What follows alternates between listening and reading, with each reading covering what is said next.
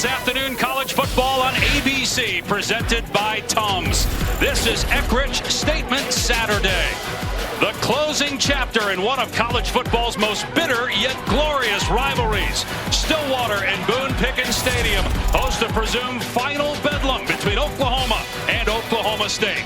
Playoff implications, Big 12 title hopes, eternal bragging rights, all part of the 118th Sooner Cowboys showdown.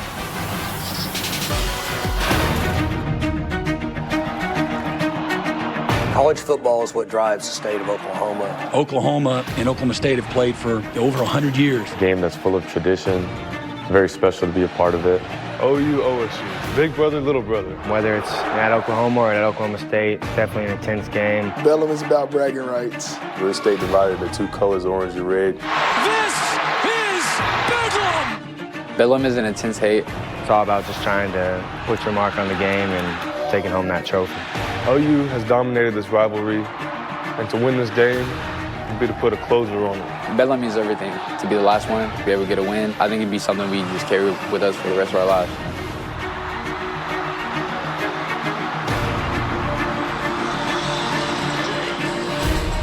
You're watching the Big 12 on ESPN.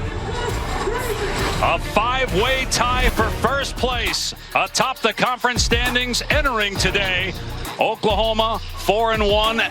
Suffered its first loss of the season last week against Kansas. Oklahoma State, meanwhile, has won 4 in a row entering today.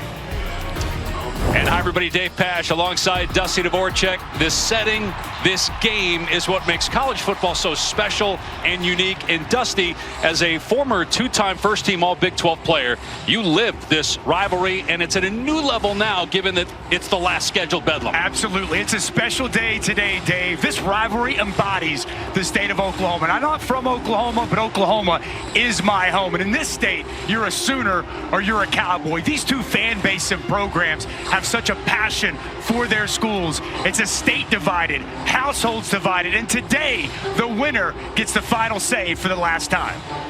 And you look at Oklahoma State and the turnaround for the Cowboys to this game be as meaningful as it is, and it's Ollie Gordon II, the nation's leading rusher, and most of those numbers have come in the last 5 games. He only carried the ball 19 times the first 3 games. You look what he's done, only player the last 10 years with 250 scrimmage yards in 3 straight games, and one of 2 players in school history back-to-back 250 yards on the ground. Barry Sanders, maybe the greatest running back ever, the only other. Ollie Gordon has been sensational, and it's so hard to tackle him. They've moved him back more of an I-formation pistol behind the quarterback where he can go downhill. He's so powerful and elusive, dipping under linemen. Contact balance with the hand on the ground. He's going to spin, and he is tough to tackle. More gap scheme, pulling guys, getting them out in front. But it's the vision, the patience. You see the jump cut and burst through the hole, and he gets out to the open field. Still going to run some zone scheme stuff, coming backside with the tight end. Watch him put his foot in the ground. The vision to get backside and hit it downhill. The home run capability, the stiff arm on the way out is what makes him one of the best running backs in all of college football. On the Oklahoma side, let's check in with the third member of our crew, Tom Luganbill.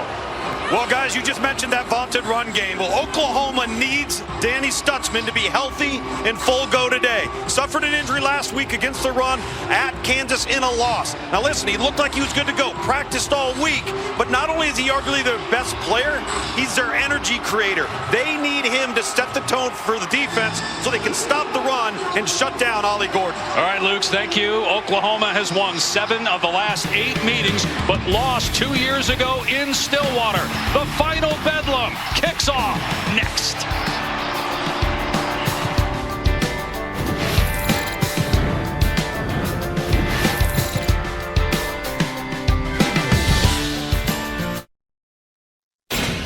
You're watching Statement Saturday, presented by Eckrich.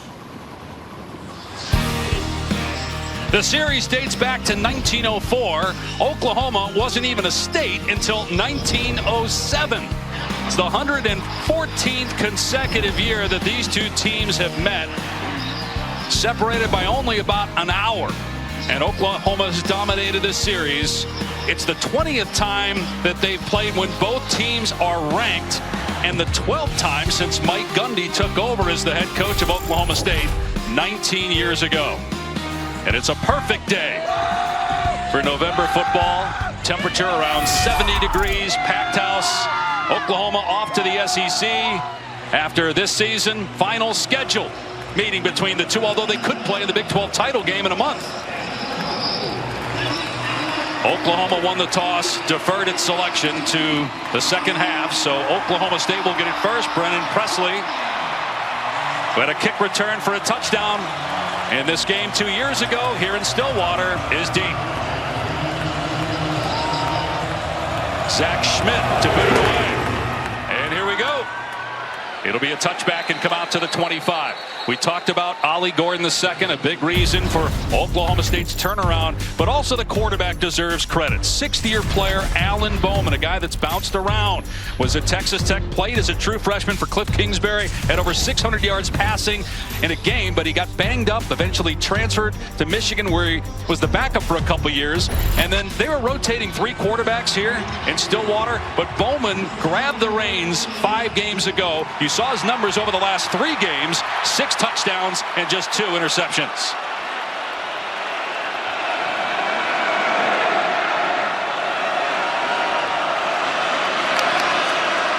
Play action pass, Bowman on first down. Long throw to the sideline to Rashad Owens, and Owens is wrapped up by Woody Washington at the 28 after a 3-yard gain.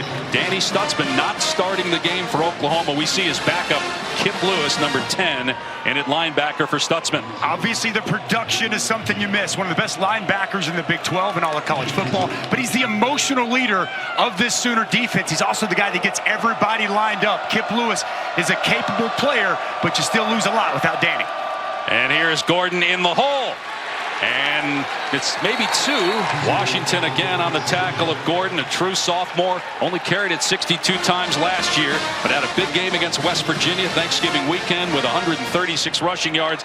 But he admits, his teammates admit, and the coaches admit, we never saw this coming, what he's done the last month. Been absolutely sensational. Size, speed, the vision, the pace is the strength, off the charts. On third down, Bowman to throw with time. Completion for a first down out near the 40-yard line. Owens with his second catch already. Gain of 11. Well, it's an excellent job by Rashad Owens sitting it down. Zone coverage in the back end from Oklahoma. And Owens feels that soft spot in the zone. And a nice find by Alan Bowman to move the chains. They have some injuries at wide receiver. John Stribling is out for the year. Jaden Bray didn't play last week. He will not go today. Talon Shetron has also been banged up. Bowman with a jump pass, and what a catch with one hand by Owens in Oklahoma territory for a gain of 14. A little play action pass, get the backers up, one-on-one outside. This pass way too high. Watch Rashad Owens climb the ladder, bring it in, and complete the process of the catch. Phenomenal concentration by Rashad Owens to go up and bring that pass in. 3 catches for Owens, now 30 on the season. High school triple jump champ. And you saw him get up there to make the catch. Bowman throwing again, and this time Owens can't hang on. Second down. They are targeting Rashad Owens early. He's out there working on Gentry Williams, a talented sophomore from Tulsa who was out a week ago against Kansas. Good to have him back. But I think they're testing to see if he's fully healthy here early on. Dusty, I love that offensive formation for Oklahoma State. They get in that diamond with Ollie Gordon set in the back, 2 offset backs to each side. It's very difficult to set a strength defensively to that formation. 2nd and 10 for Oklahoma State in OU territory. That's Presley, the motion man. And another pass play. Breaking a tackle is Presley inside the 30. They finally get to him at the 20-yard line, but it's a gain of 26, and Oklahoma State is on the cusp of the red zone. Well, Brendan Presley's as good as anybody you'll see on the field today, out in space.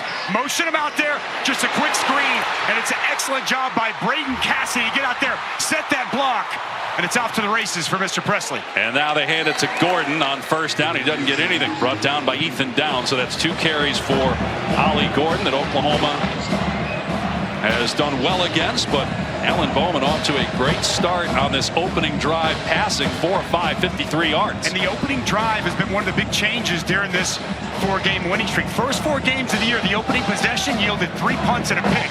The last 4 in the 4-game winning streaks, 3 touchdowns and a field goal, and a great start here in Bedlam. But 2nd and 10 because of no gain on first down. Here's Gordon again. Jump cut in the hole. Bust it to the outside. And Gordon diving for the end zone. Touchdown, Oklahoma State.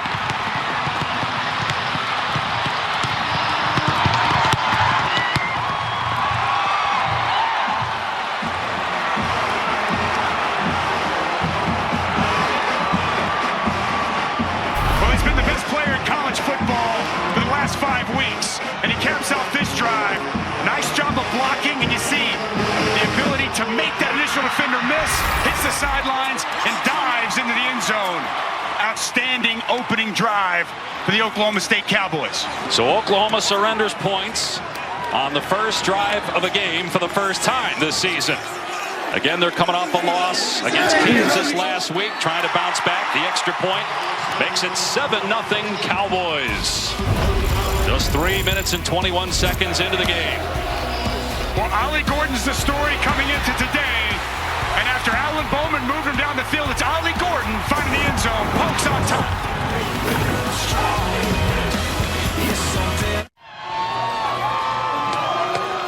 All season long, student sections across the country are competing to be the Taco Bell Live Más Student Section of the Year. Download the Taco Bell app to learn more. And they have been fired up all week long for this one. That student section was packed a good 2 hours before kickoff here in Stillwater. Ollie Gordon with his 11th rushing touchdown. He's in the top 10 in the country. So go to the end zone for a touchback, come out to the 25. Let's take a look at that touchdown run. Little zone scheme called up by Casey Dunn. And look where Ollie Gordon is, back in the pistol where he can get set up. Take Braden Cassidy all the way across, zone on the front side, and it's about one-on-one in the hole. Keith Lawrence going to come down, and Ollie Gordon, like he does so good, makes the defender miss, hits the speed burst, and gets in the end zone. Good blocking up front. But to bust those runs, you've got to be able to make that defender miss. And no one making defenders miss better in the country right now than Ollie Gordon. Oklahoma State has found its running back. Can Oklahoma find its guy? As Dylan Gabriel's going to throw to Stoops on first down. And he's out to the 32-yard line. Game tackled after a pickup of about 7. Dylan Gabriel did the damage on the ground last week against Kansas. Had 3 rushing touchdowns in that game, but struggled throwing the ball. He's still 3rd in the country in total touchdowns. Back to throw here in trouble. Gets rid of it. And Sawchuk with the catch and powers his way past the line to gain. A pickup of 5 and a first down for OU. Gavin Sawchuk, and he didn't really step up and emerge as that feature back, and he's a quality pass catcher out of the backfield. And a big hole here off the right side. Sawchuk into Oklahoma State territory, and the Cowboys won't catch him. A 64-yard touchdown run by Gavin Sawchuk. And this is the explosiveness they knew Gavin Sawchuk could bring to the table. Quality blocking up front by the Oklahoma offensive line. Just going to pull here and get out in front and pull backside guard Caden Green. Hole opens up. Watch the burst through the hole as they pave the path. It's heels to the field, and Gavin Sawchuk into the end zone. And Dusty, they wanted him a couple weeks ago to be their guy because they've been bouncing back and forth between several running backs. Tawi Walker was the top ball carrier last week, but he got hurt in that game. We don't know that we'll see him today as the extra point is good. But for Sawchuk, a redshirt freshman who's so talented, that's a big boost for this Oklahoma offense as they tie the game. We've got 2 touchdowns in 4 minutes and 9 seconds in the final Bedlam.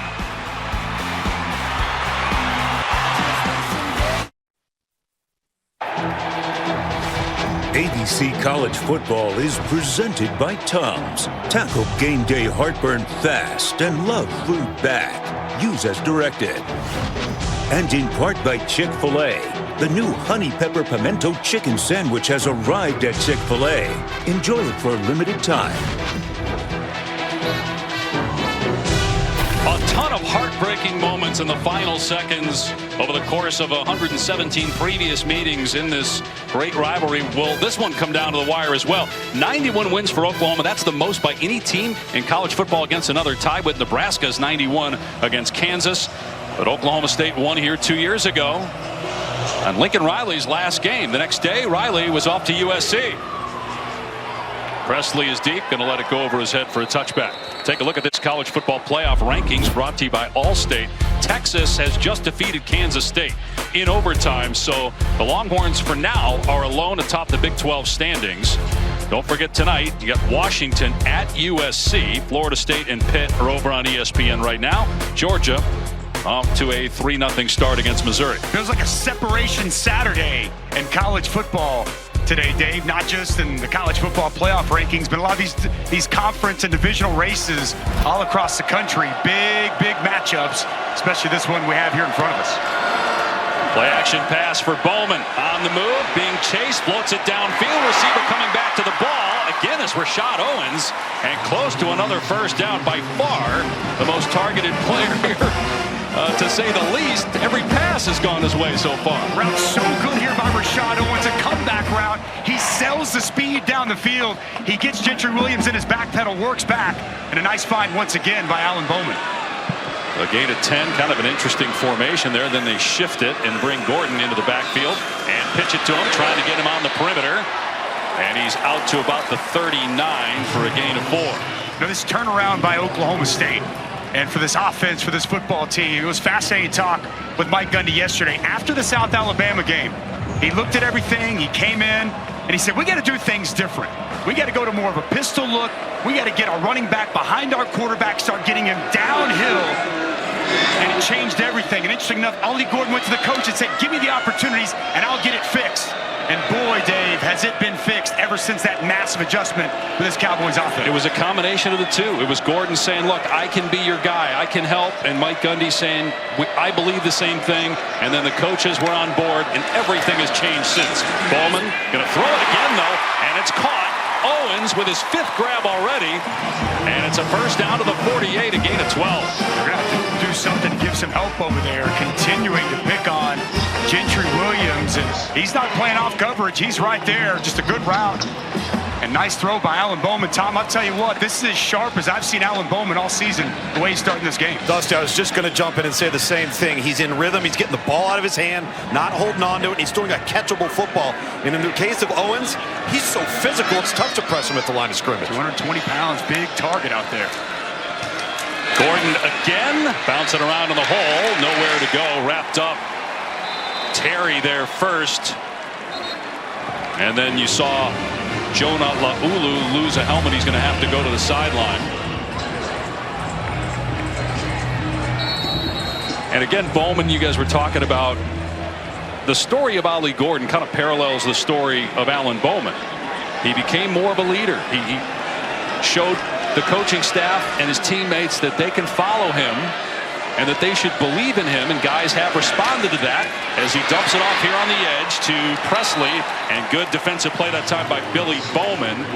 And you think about Bowman's story. I mean, when he's at Texas Tech his first year, he was playing great as a true freshman, but on 2 different occasions he had a punctured lung. And in fact, he told the Texas Tech coaching staff, I'm going to stay in the game. The second time it happened, that's how tough he is. So it's quite the story after 2 transfers and all the injuries to be riding a 4-game winning streak with him at the helm. Now he's got a big play here on 3rd down and long.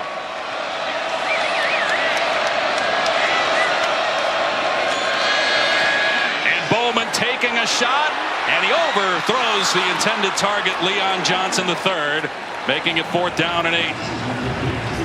Well, Leon Johnson really emerged a week ago against Cincinnati, the 6'5" target from Georgia Fox, Division III school up in Oregon. Thought they might redshirt him with injuries, had to insert him a week ago. He stepped up, and he was fantastic at 5 catches for $149. If they get one-on-one matchups, they're going to try to take their shot. Oklahoma loaded up, brought pressure, got the ball out of Bowman's hand quick.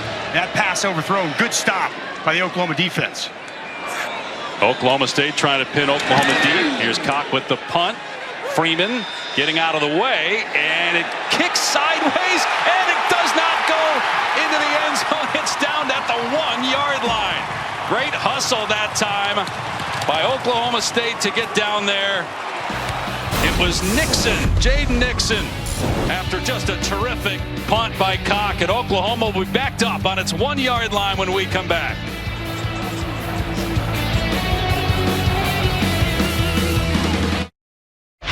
Well, Kevin back in studio. Crazy finish in Austin. 4th down. Kansas State decides to go for it in overtime instead of kicking the field goal. Yeah, Kev, I believe I would have kicked the field goal at that point. Even if I didn't have a great play, kick the field goal, keep playing. Longhorns survive against Kansas State, winning this one 33-30. Back to you, Dave. And Kev, they're alone in first place, and their playoff hope still alive. Same goes for Oklahoma, but in a tie game midway through the first and backed up on the Sooner 1-yard line. On the last series, Gavin Sawchuk had the longest run for Oklahoma this year, a 64-yard touchdown, and he'll get the call here. Bounces off of the first hit and gets to the 5-yard line for a 3-yard pickup. They're going to need also the quarterback Dylan Gabriel to be better than he was last week, and Brent Venables, the Oklahoma head coach, told us this week he talked with Dylan and said, look, take your layups. You won't go broke by making a profit. Just be smart. Take what the defense gives you. I think a week ago, that weather, that rain, that early pick six kind of shook the confidence of Dylan Gabriel. Jeff Levy told us he's confident and ready to roll here today. And he has a pass that's dropped by Gavin Freeman. That won't help. It'll bring up 3rd down. But you think about where Gabriel was a few weeks back. He was at the front of the Heisman Trophy conversation.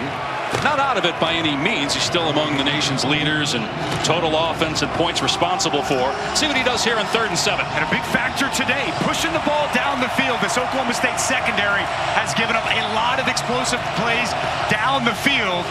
Can Dylan Gabriel and these wide receivers take advantage? You heard the paddles by the Oklahoma State fans being slammed against that back wall, which is really close to the end line. Gabriel throws a strike for a first down to Jalil Farouk out to the 19-yard line. We weren't sure how much Farouk would play. He was arrested Thursday after a traffic stop. 4 driving-based warrants were out, and as the flag is down, we were told that they were going to handle things internally. And he was out there in the opening kickoff, and he's been out there with the first team offense, so it appears no disciplinary action in terms of in-game. Oklahoma trying to pick up that pace, pick up that tempo. Everybody not set on the offensive line. Mistakes were a real issue a week ago in Lawrence, Kansas. They want to be a more disciplined, sound team here today. Yeah, that time, Dusty, Dylan Gabriel wasn't aware that Jalil Farouk did not have the play call. So 1st and 15 on the OU 15. Gabriel throwing on the run, and Stoops does well to get positive yardage. 2nd catch for Stoops, 42 on the year for a guy that was a walk-on for 3 years until he broke out last year, son of great Oklahoma coach Bob Stoops. Well, he's got such toughness and playmaking ability. Gabriel climbing the pocket, fumbles the ball, but recovers it. He was sacked by Xavier Benson, the emotional leader of the defense. Xavier Benson, he's going to bring the juice and bring the energy. Unaccounted for, you see Austin Stogner trying to work back across, turns his shoulder. Nice job avoiding by Benson. Doesn't just get the quarterback down, but gets the ball out. Big play by the senior.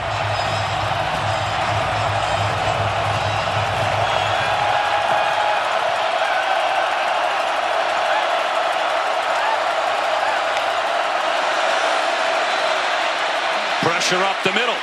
Gabriel, long throw, and wide open is Nick Anderson.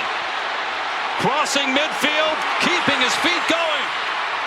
And they finally get him out of bounds at the 35-yard line. Somehow Nick Anderson, who has 8 touchdowns on 18 catches, got free for 48 so yards. By Dylan Gabriel. He feels the pressure inside, works to his left, and locates Nick Anderson wide open on the deep dig route coming across. And Nick Anderson, excellent with the ball in his hands after the catch. What a huge play on 3rd and long. 2 brothers played in this rivalry as members of the Oklahoma team, Rodney and Ryder. And the ball is on the ground as they were trying to pitch it back. And recovered by Oklahoma State. Recovered by Johnson at the 43-yard line. Well, that had disaster written all over it from the start.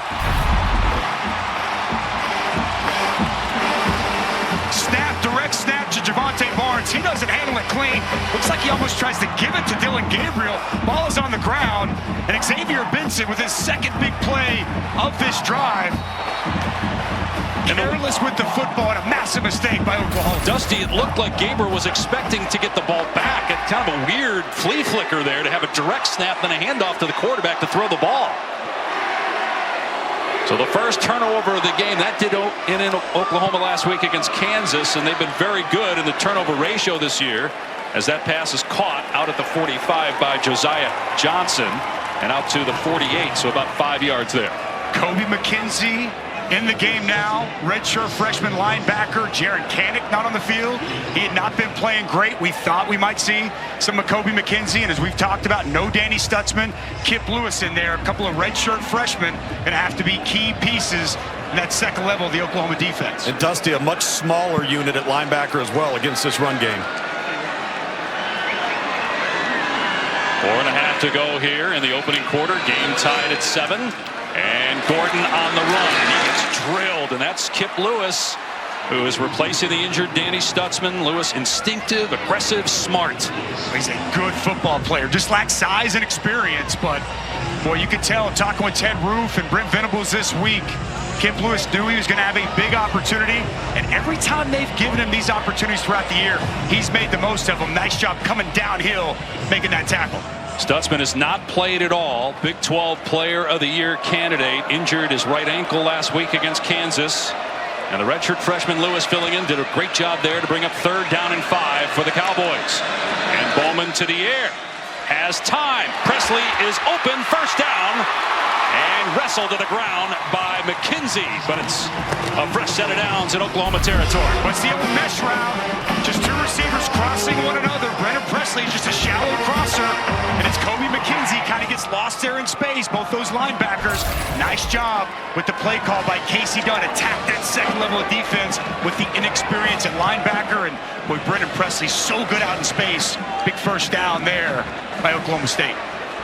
Casey Dunn, the play caller, and Brennan Presley dating his daughter, who has been for a couple of years. Good run by Gordon, shedding a tackle and getting about 6 or 7 down to the 37-yard line. 5 straight 100-yard games, 2 consecutive 200-yard games for Ollie Gordon, the second on the ground. 553 rushing yards over the last 2. The most since Barry Sanders had over 600 in a 2-game span. Back in 1988 when he won the Heisman. Gordon is bottled up this time by Isaiah Coe. Another 3rd down coming up.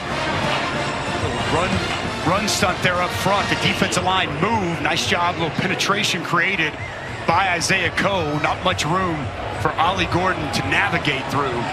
To your point, Dave, I mean, when he gets downhill, he just runs through arm tackles like they're not even there. It is outstanding to watch on film. Now, right now, playbook wide open. You can hand it. Also, RPO and play. Watch Rashad Owens in the slot. Owens has been targeted a handful of times already here in the opening quarter. And instead, it's going to be Gordon. And a flag comes down. Gordon did get the 1st down, but let's see if it ends up being a holding call.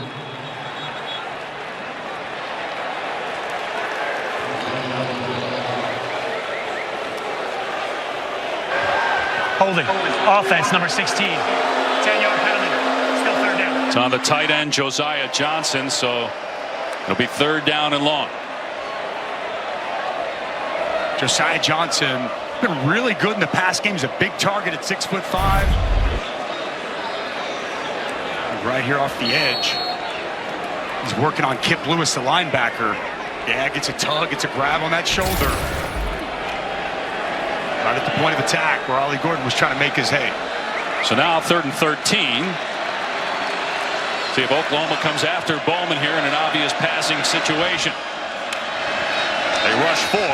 Bowman has a completion and a good open field tackle on Johnson by Billy Bowman, but it's manageable. 4th down at about 4, and Oklahoma State's going to go for it. Not surprised at all that we see Mike Gundy keep his offense on the field and roll the dice with Billy Bowman tackling the bigger 6'5", 210-pound Leon Johnson. Nice job getting him to the ground. Oklahoma looking to try to change personnel. Analytics say go for it on 4th down and 3 from the 36. Bowman, Presley on the catch and a first down, and spun to the ground by Washington at the 25. Strong throw that time by Alan Bowman. Well, look, that's the play action. That's what Ollie Gordon does. Everybody comes up. Linebackers, middle of the field's open, and it's one-on-one outside. Woody Washington, Brendan Presley, two guys that are veterans that have played in Bedlam many times, and it's Brendan Presley that wins inside. And Alan Bowman continues to be very good here in this opening quarter. Started week 2. His first start in over 1,000 days. Again, they were rotating 3 quarterbacks at the beginning of the year. Bowman throwing here, and that was caught. A flag down. Leon Johnson III, who didn't even start playing until a week ago because of injuries. A transfer from George Fox College in Oregon somehow made that catch. You're going to get it. It's going to be a pass interference on Woody Washington. Did he complete the process of the catch? Doesn't matter because you're going to get first down with the flag. But yes, it. Pass interference. Defense number 5. Penalty is declined. Sullivan plays the first down. Well, that's great concentration by Leon Johnson III. He's got Woody Washington draped on him. I think Woody Washington even gets his hand in this football. Hands underneath. That's a catch. Wow. Well done by the George Fox product. They were planning on redshirting him, but then all the injuries forced him into action. Last week in his first career start for Oklahoma State, he had 149 receiving yards. 6'5", 207 pounds. Big target for Bowman. Oklahoma State going to snap it one more time. Gordon on the pitch, trying to get the edge. And grabbed at the ankles by Kendall Dolby. Good tackle and a loss of 1 on the play. All around good defense there by Oklahoma to get Gordon to the ground. And we'll be back after these messages and a word from our ABC stations. The AT&T Countdown to the College Football Playoff National Championship. Monday, January 8th on ESPN. The All-State Playoff Predictor looks pretty good for Oklahoma to make the college football playoff, but they got to win the rest of their games. Won't be easy. Obviously today you got West Virginia at BYU, TCU at home, and then the Big 12 title game if the Sooners get there. They do have a win over Texas. Oklahoma State, negative play on first down. Bowman running on second down. Inside the 5. Bowman in for the Oklahoma State touchdown.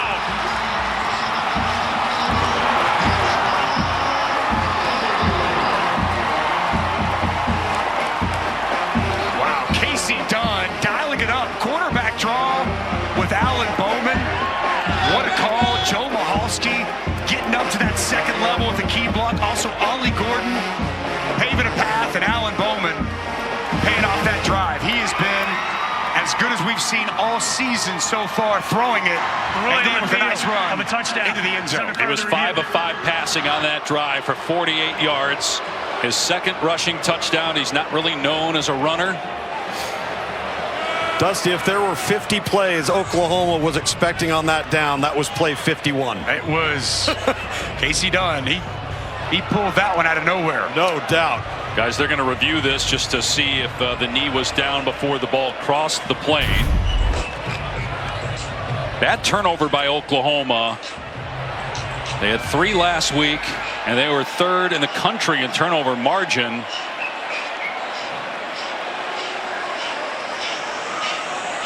Based on that angle, it doesn't look like there's enough to overturn the ruling on the field. Angle here.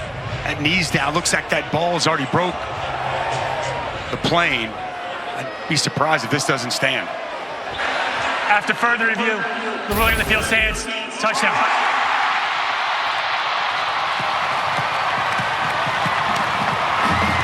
And Alan Bowman's resurrection story continues. A guy that again was injured after playing a ton as a true freshman at Texas Tech.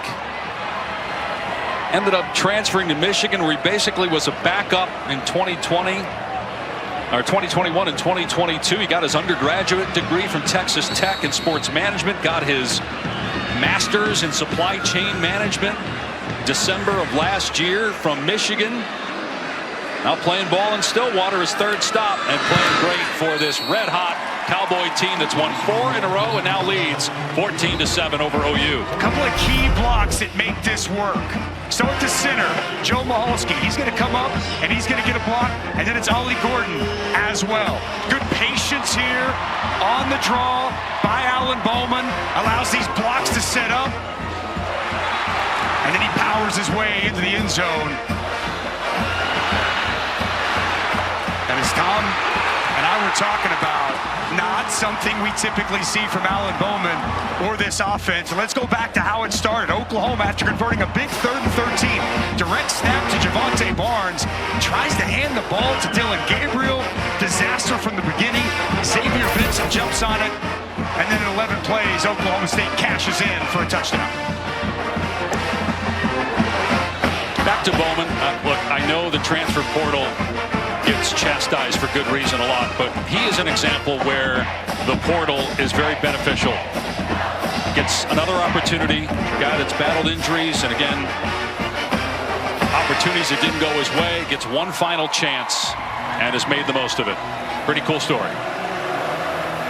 Logan Ward to kick it deep. In the field of play, Farouk will return it. And he gets drilled at the 16-yard line. The Cowboy Gunners were all over that, led by Cam Franklin. Well, tonight on ABC, number 5 Washington taking on 20th ranked USC with coverage starting 7:30 Eastern ABC and the ESPN app. Tuesday, 7 Eastern ESPN, it's the exclusive reveal of the next college football playoff top 25 rankings.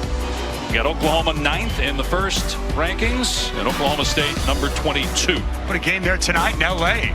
The reigning Heisman Trophy winner against right now the leader and the most Heisman Trophy odds, and Michael Penix. Should be a good one with a lot of offense. Oklahoma backed up for most of this day. Started at the 1-yard line on the last drive. This one, they start on their 16. Gavin Sawchuk gets a yard. Last time we saw Oklahoma State go down and score a touchdown, Oklahoma answered right back with a score of their own. Xavier Benson shaken up, and that's big. He is the emotional leader.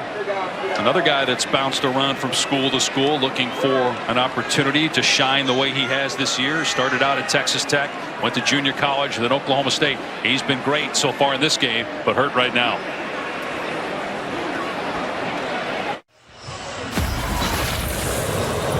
This season, for every field goal and extra point made by participating universities, All-State will make a contribution to the university's general scholarship fund. Thank you, All-State.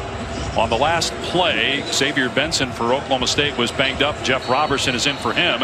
And earlier in the game, Jason Brooks, starting left guard, who did not play last week, came back today, but he is going to the locker room. And a penalty marker down, pre-snap foul on 2nd down and 9. Early second quarter, Oklahoma State leading by 7 here in the final Bedlam 118th meeting. Encroachment, offense, number 3. 5-yard penalty. Still 2nd down. He lined up individuals. So that's on Jalil Farouk, so that'll make it 2nd and 14. Second penalty on OU. Second one of this offense, and what's so devastating about that, so bad, is backs you up. Now you're in 2nd and super long, exactly where Jeff Lebby didn't want this offense to be.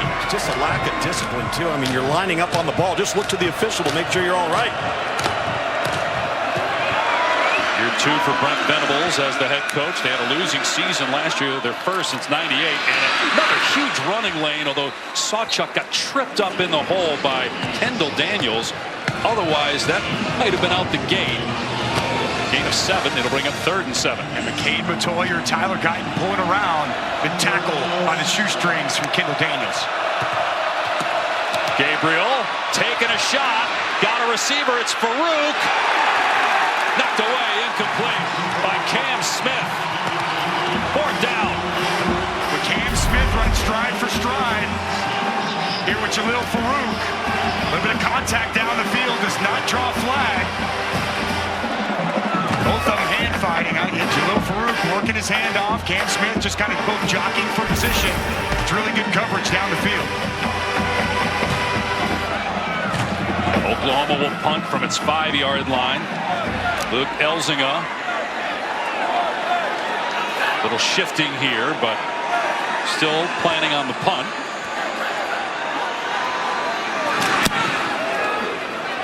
This is a line drive. Presley backing up, and the fair catch made inside the 30-yard line. Early second quarter here in Stillwater on a beautiful 70-degree day.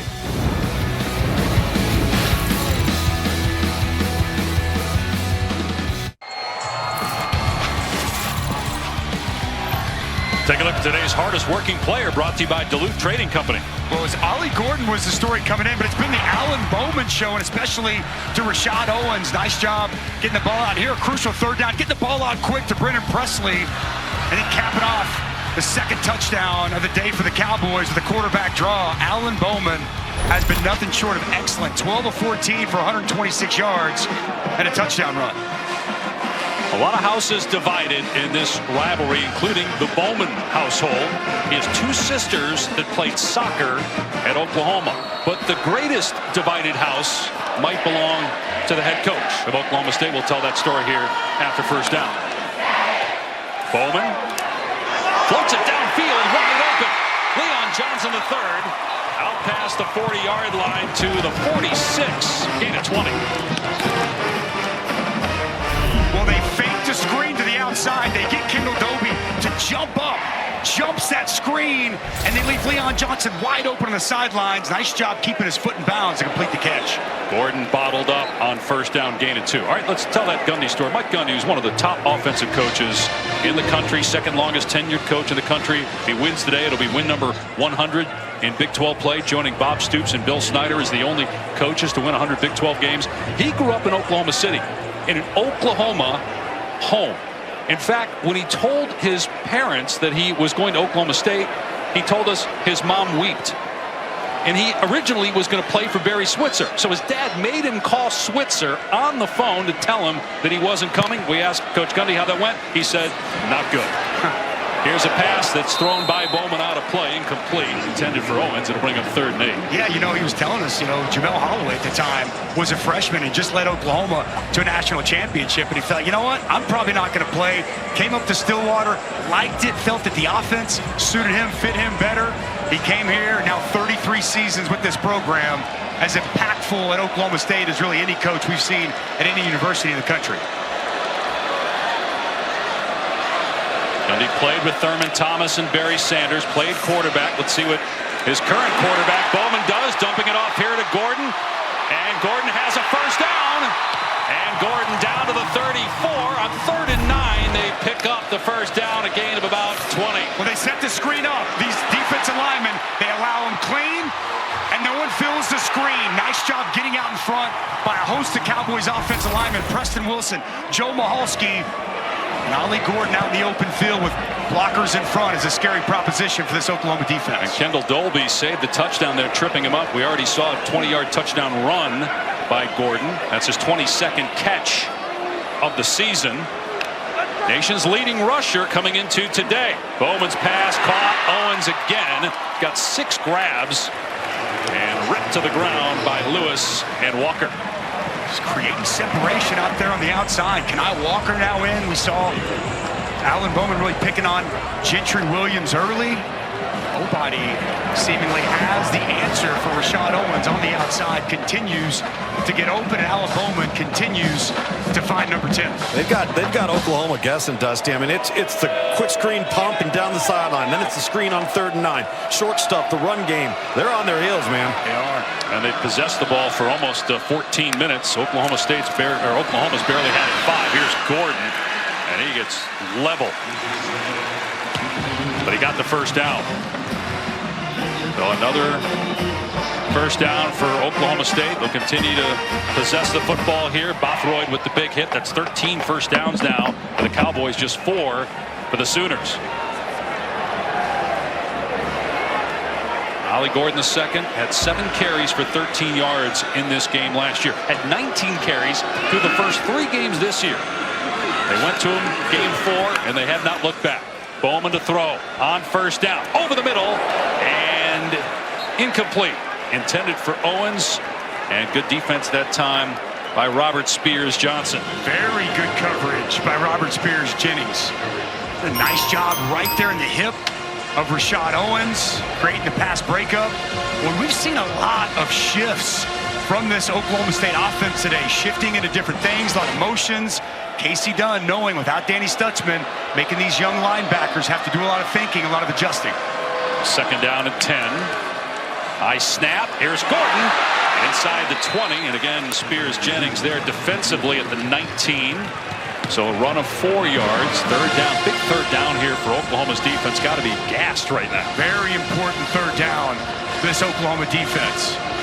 8th play of this drive. It was a 10-play drive prior to the 3-and-out for Oklahoma offensively.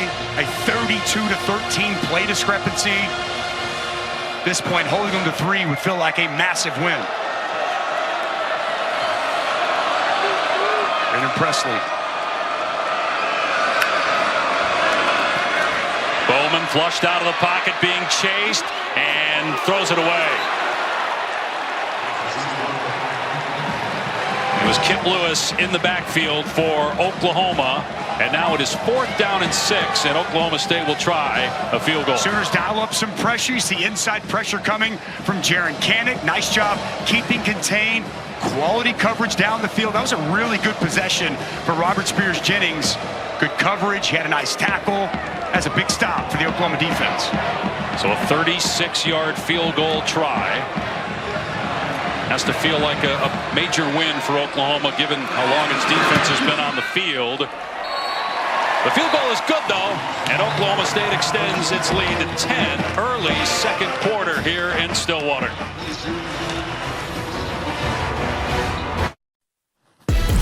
Boog and Kevin back in studio time now for our All-State Good Hands play of the day. Let's go to Athens. Number 12, Mizzou taking on Georgia. Luther Burden III, Boog. Brady Cook pumps to the left, gets a one-on-one battle. Anytime Luther's one-on-one, throw it to him, Kev. And then how about this? Georgia responding. Carson Beck to former Mizzou wide receiver Dominic Lovett. And right now, it's the Dogs up by 3. Back to you, Dave.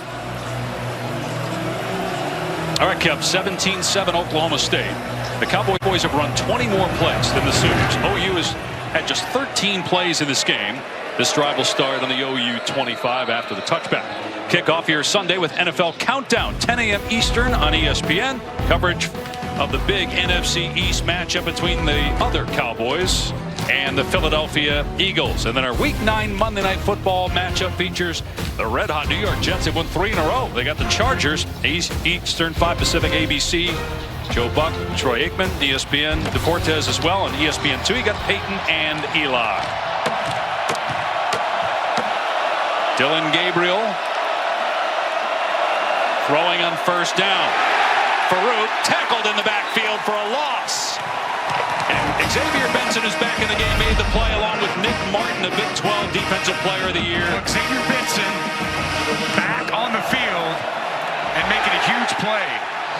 Gabriel just throwing it away from the pocket that time, as again Nick Martin was going to say Big 12 Defensive Player of the Year candidate.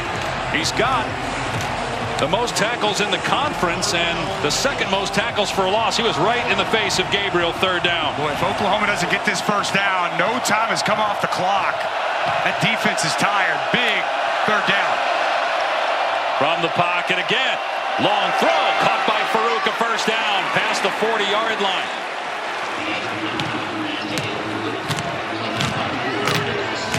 Off coverage there by DJ McKinney. Nice route by Jalil Farouk. Crucial third down. Second, third, and long completion for Dylan Gabriel. In this drive, I think Dylan Gabriel's got to take over. Got to continue to push the ball down the field. Gonna hand it off for Sawchuk, who had a big run in the first quarter, and big play here between the tackles out to the 45, 16 yards for Sawchuk. A redshirt freshman from Colorado, and Oklahoma going again with tempo at the Oklahoma State 45. And this time Sawchuk is knocked down in the hole by Anthony Goodlow, maybe a yard. Had much more success with their gap schemes than their zone schemes. The big run there on first down, both the exact same, pulling Caden Green and McKay Matoyer. Play fake, Gabriel setting up, launching it over the middle. Stoops makes the grab inside the 20-yard line. That was a big-time throw by Gabriel and a gain of 29. Boy, I love the route outside. One-on-one coverage with Cameron Epps and an absolute laser down the field as Stoops elevates and brings it in. Gabriel to to Stoops again, makes an offender miss. And finally wrestled down short of the line to gain by a yard. Trey Rucker on the tackle. We got another injury to Oklahoma State. What a great story, though, Drake Stoops is. A walk-on back in 2018. Didn't get a scholarship until 2021. He's become one of their most reliable receivers, especially with Andrew Anthony out for the season after hurting his knee against Texas. We'll identify the injured Oklahoma State player when we come back.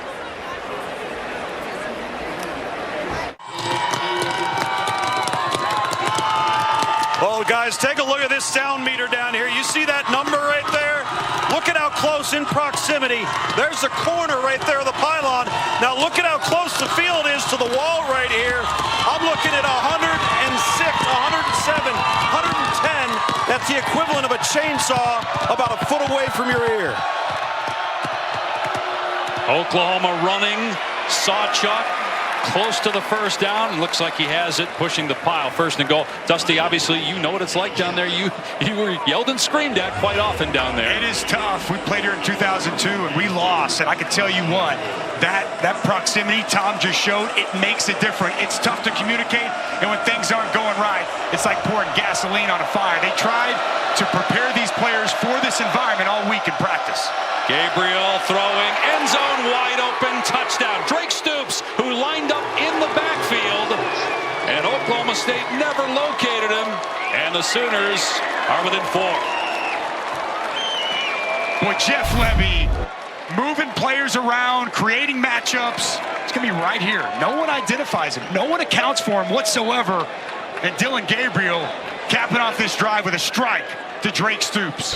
What a series there for Dylan Gabriel. We're talking about this is where Dylan Gabriel needs to step up. It was Gabriel, it was Stoops, and it's a big Sooner touchdown. And the noise level goes way down because of that throw and catch. Stoops with 6 touchdowns on the season. Gabriel's 20th touchdown pass, very much in the Heisman Trophy conversation. And that was a terrific bounce back drive by Gabriel in the OU offense. Not sure what the delay is here. Brent Venables is unsure as well. Dylan Gabriel, 5 of 6 on that drive, 57 yards, 3 catches by Stoops for 42 of those yards and a touchdown. On the day, Dylan Gabriel 10 of 13 for 138. He's been really good. He just haven't had the ball, Dusty. I know. That's the killer. I mean, when he's got the ball in his hands, he's played fantastic. He really has. Throwing it with a lot of conviction. Clearly has shaken off the performance at Lawrence a week ago. Zach Schmidt on for the point after. And it's a 3-point game.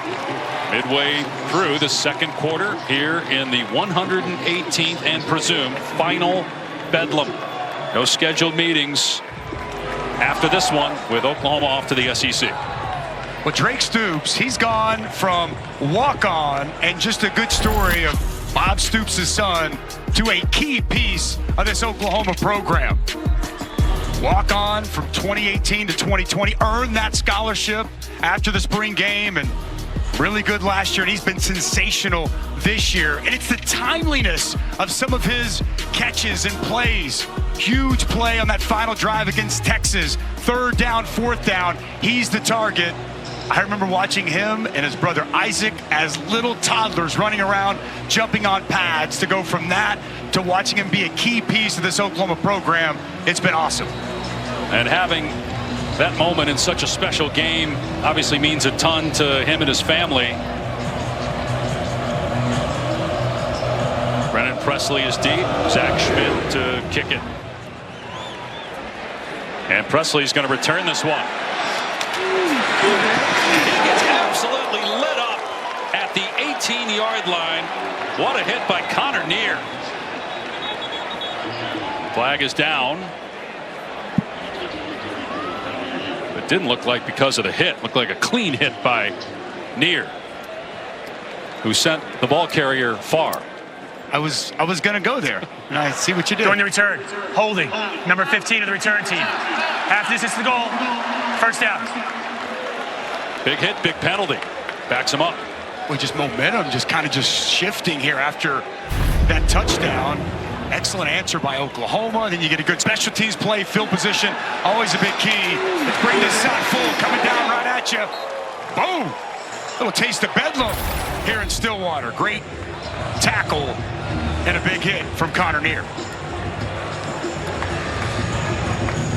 So Oklahoma's been backed up a good portion of this game. Now it's Oklahoma State's turn. Backed up inside the 10. But Alan Bowman has been sensational. He's got a rushing touchdown. He's also 15 of 20 passing for 172 yards.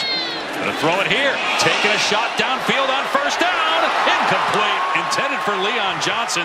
Woody Washington, the fifth-year senior, in coverage. Well, you cannot do it any better than this by Woody Washington. And he's given up about 6 inches out on Leon Johnson, who's 6'5". Look at the position, gets his head around, gets the hand up, and an outstanding pass breakup. Just one-on-one out there on the perimeter.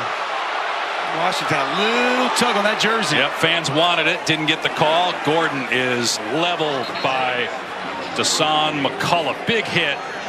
Going low there on the runner. So short gain, going to bring up third down and long. Ollie Gordon, 13 carries, 43 yards, 20-yard touchdown run. But again, this is a guy that has 250 yards rushing each of his last 2, and he's under 50 here in the first half. Good job holding him in check. He had the big run early in the ball game of 20. Outside of that, really solid effort by the Sooner defense. Got to get off the field here. You would think a passing situation here. Play fake. Bowman setting up on the move. And everybody covered, so he throws it away. And Oklahoma State will have to punt. Trace Ford, the former Cowboy, with pressure. And Trace Ford, 4 years here at Oklahoma State. You see him start here, and then he gets back outside to force the ball out of Alan Bowman's hand. Excellent effort to the football as he's playing with a lot of passion, a lot of emotion. The coverage was good down the field. And the Oklahoma defense with a quick 3-and-out. Big stop. Good last 2 series as Ollie Gordon looks a little shaken up, but good last 2 series by the defense for Oklahoma, playing without Danny Stutzman, who suited up but has not played a rep yet in this game. And muffing the punt is Bunkley Shelton, but hopping on it back at the 37-yard line. They've already turned it over once, putting the ball on the ground. 51-yard punt, and nearly a disaster turnover by the Sooners there. Lee Buckley Shelton, he just muffs that punt. He's looking it in the whole way, unable to catch it clean, and he very quickly jumps on top of that football, avoiding a disaster for Oklahoma. Dylan Gabriel so far today, 10 of 13 passing, 138 yards and a touchdown. He had 239 yards of total offense in the first quarter against Oklahoma State last year, a Sooner record. Little dump off pass here. Farouk on the run. Pass midfield and finally dragged down by Martin in Oklahoma State territory at the 48, a 15-yard gain. I love the formation. Farouk's in the wing right there, and it's just simple play action. Work him back across the formation. Easy dump down. Get the ball in your playmaker's hands. Gabriel has the hot hand. Steps up here. Pitches it at the last second to Nick Anderson. Sawchuk blocking for Anderson, who's finally brought down at the 29. 19 more yards. Innovative, creative. How about Dylan Gabriel? He's feeling it right now. Stepping up in the pocket. A little flip to Nick Anderson. And the speed in the open field for the big play. And another little short dump off to Farouk. And brought down by Benson. Well, Dylan Gabriel started his career at UCF. You think about the run of quarterbacks they had. Mayfield, Murray, Hurts. As there is another injury, Cody Walterscheid shaken up for Oklahoma State. But a lot of people wondered about Gabriel. Could he follow in the footsteps of 3 outstanding quarterbacks? It was up and down last year. They had a losing season. He's been in the Heisman discussion all year long. Struggled a little bit the last couple weeks, but feels like a bounce-back day for him. Absolutely, and when you have the performance like you did against Texas, and you've got this massive matchup here in Bedlam, if you can step up and perform, man, that anything that happened a week ago in Lawrence, it is absolutely erased. Now, a quick word from Cheez-It.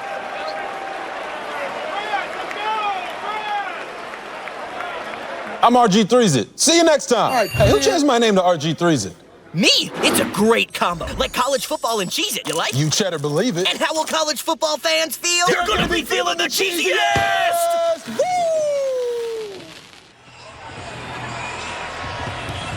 Dave Pasch, Dusty Dvorak, Tom Luganbill in Stillwater. 5-minute mark, second quarter. Cody Walter-Scheid, one of many defensive players banged up in this game so far for Oklahoma State. Oklahoma 2nd and 8 at the 27. Gabriel Perfect on this drive, passing. A lot of short dump-offs. We'll see what we get here. He's going to hand it to Sawchuk. And there's Martin making the play. Third down. We haven't talked a lot about Nicholas Martin today, but he's one of the best defensive players in all the Big 12. Instinctive, plays fast with fury and physicality all over the field. He's made his impact felt throughout this entire season for this Cowboys defense. Nice tackle there on second down. First-year starter as well. Stoops in trouble in the backfield. Down he goes at the 33, a loss of 6, and they might push him out of field goal range.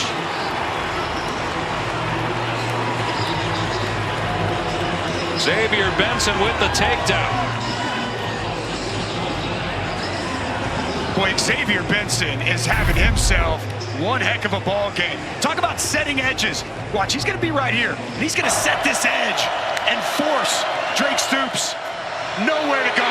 Working outside, nowhere to go. Sets the edge, and he makes the play.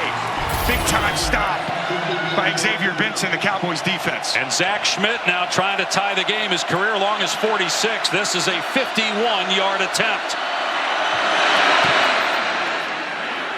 Hugging the right upright. No good. That tackle of Stoops for a 6-yard loss pushed the Sooners out of field goal range. And Oklahoma State keeps the 3-point lead. Zach Schmidt, that thing was coming back around. Not quite enough.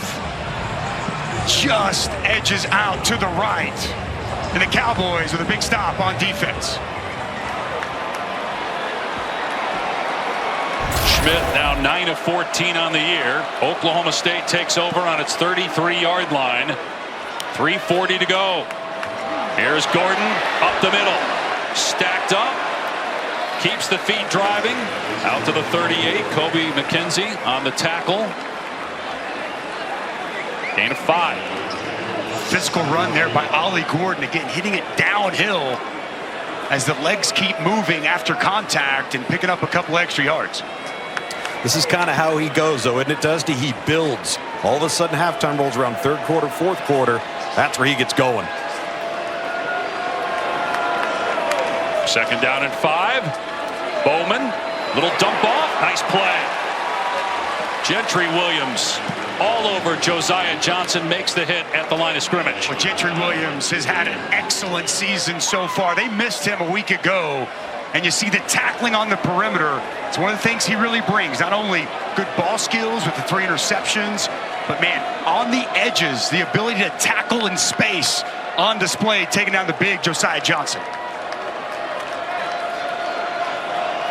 So third down and 5, 2.5 minutes to go. Each team with all of its timeouts. You see what each team has done on third down so far. Will Oklahoma bring pressure? Bowman, pump fake on the run, and again forced to throw it away. Good coverage downfield. We've seen that a lot here in the second quarter. McKenzie did have some pressure, but credit the coverage of OU. Well, you're exactly right, Dave. Down the field, just everybody locked up, nowhere to go with the football. I mean, Alan Bowman scanning, looking, hoping somebody comes open. But the Oklahoma secondary really making some good adjustments the last couple of drives and giving Alan Bowman no easy access and no open receivers. So Wes Paul on to punt. Gavin Freeman deep for Oklahoma. We'll have about 2 minutes to work with and 3 timeouts.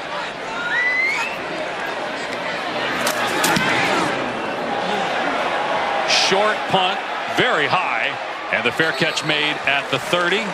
And let's check in with Kevin Negandhi in the studio. Dave, Capital One halftime report minutes away. Booger McFarland, Kevin Negandhi here with you. Texas and Ole Miss survive. Florida State struggling on the road. Georgia in a tight one at home. Yeah, Missouri's playing well. Brady Cook, Luther Burden making some big plays down the field. Tough struggle for a lot of upper-class teams today. Yeah, we got some highlights coming your way. You've got a good one in Stillwater the final 2 minutes of the first half. Let's go back to you. As we mentioned, Kev, 3 timeouts left for Oklahoma. Dillon Gabriel has the hot hand, but they're going to run on first down. Bouncing off of a Martin tackle attempt is Sawchuk. And a gain of about 3 to the 33-yard line. Tawi Walker last week had 23 carries for 146 yards, but was hurt. He suited up today, but isn't playing. Sawchuk getting just about every touch. Gabriel taking a shot. Downfield, contact. No flag, and the pass incomplete. Farouk couldn't bring it in. There was some contact from Corey Black. One-on-one outside, Corey Black, and it looked like there was quite a bit of contact down the field. You see the hand fighting, but the contact there. Gets into his body, left arm. I don't know what Matt Austin back in studio feels, but surprised we didn't see a flag there. A lot of contact coming from Corey Black. Oklahoma State with a chance to get the ball back and 3 timeouts.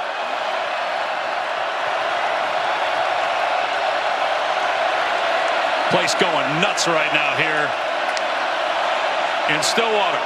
Gabriel launching it deep. Receiver is open. Oh, it's dropped. Nick Anderson, who has 8 touchdowns on the year, probably would have had 9 had he just made the catch, but he put it on the deck. 4th down. Boy, Dillon Gabriel delivers a dime down the field to Nick Anderson. It's under pressure. Colin Oliver gets there. He gets hit right as he throws his football. Could not have placed it any better. And Nick Anderson absolutely drops it. Wow. Do not typically see that from such a young, talented receiver, Nick Anderson.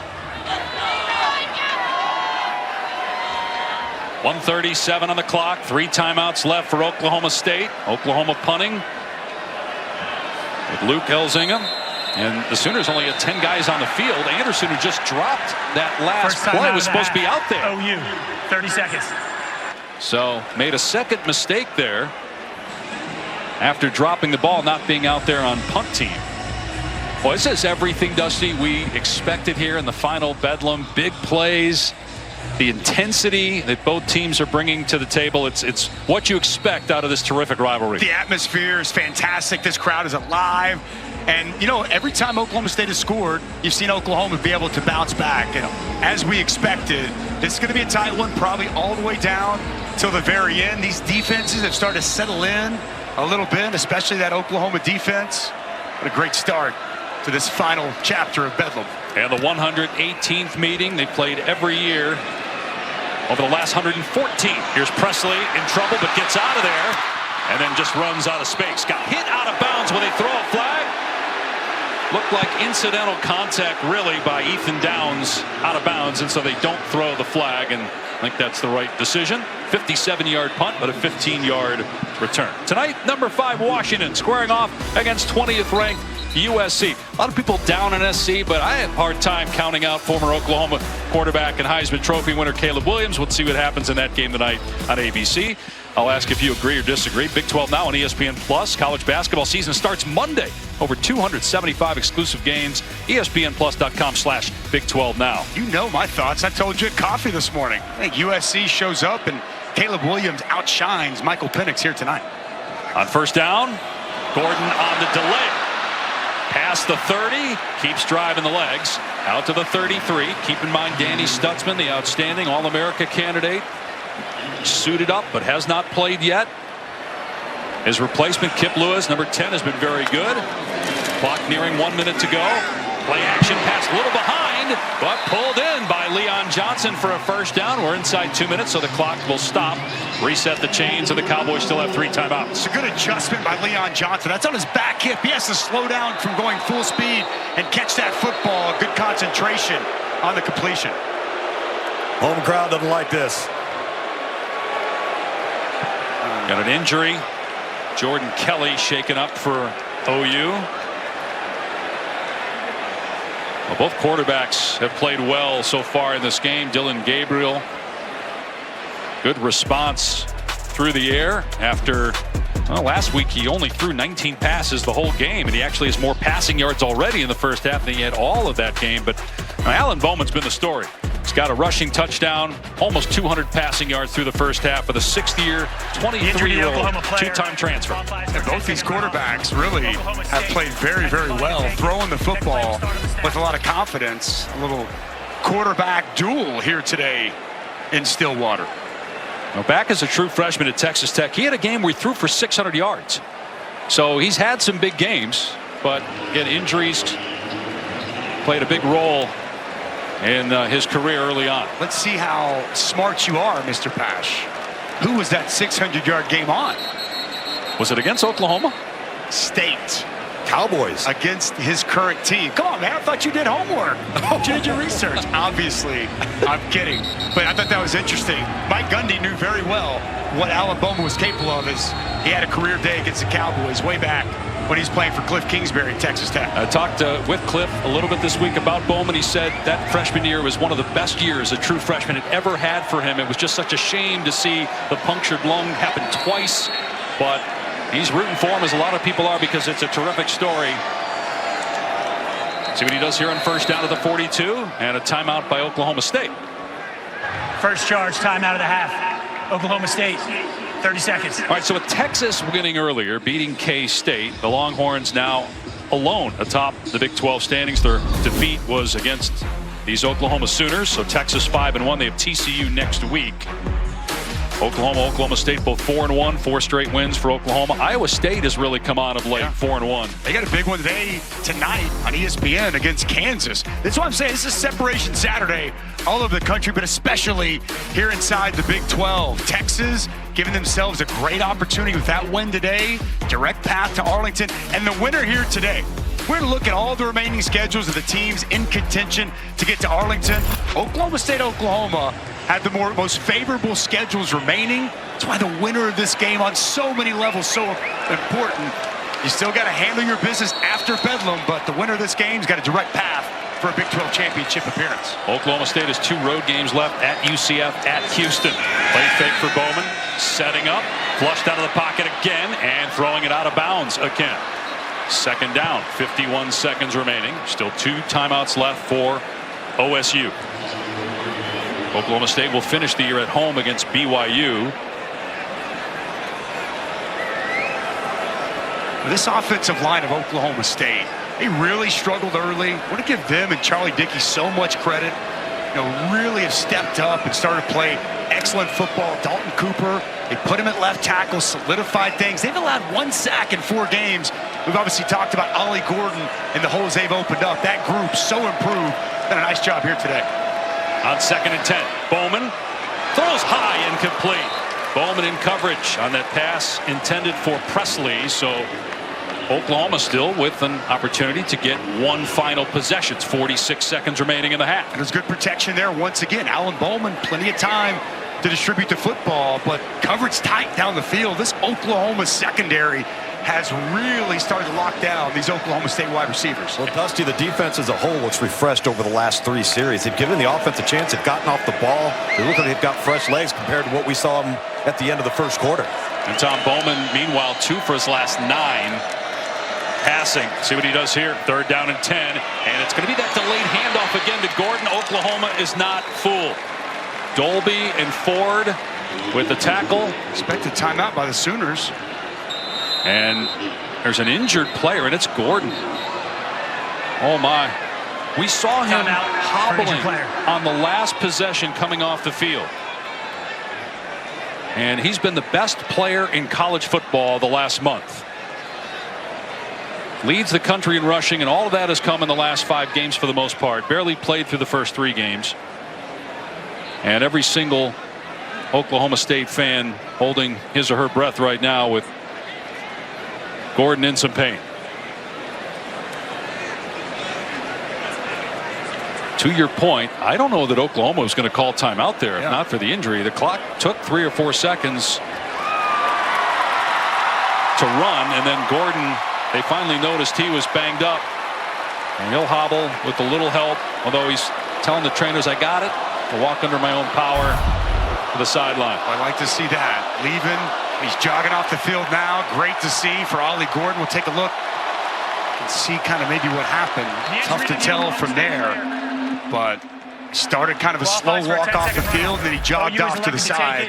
Hopefully, no big deal, and he's going to be okay for the second half. And as Tom talked about earlier, I mean, as you look at this run Ollie Gordon's been on, first halves have been fine, but the second half, he is absolutely dominated during this 5-game stretch. When you think about all the great running backs they've had here at Oklahoma State, obviously the big two in the last 40 years, Barry Sanders, of course, and Thurman Thomas. It looks like Oklahoma not going to call timeout. Oklahoma State, I think, might have. Let's see. Nope. The half's not over. The half's not over. Please come back.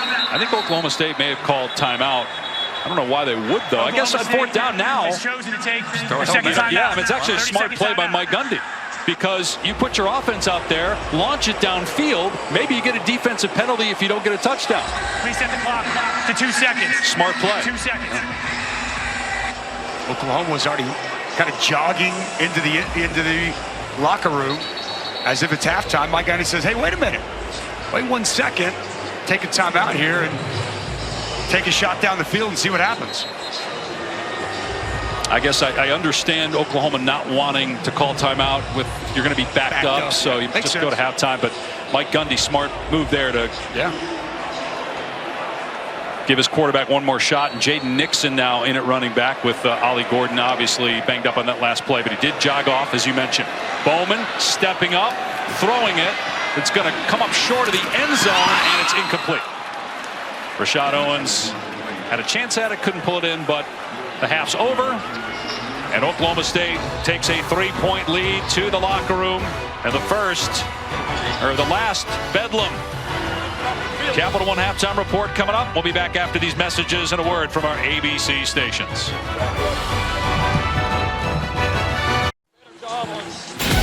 You're watching Statement Saturday, presented by Eckridge.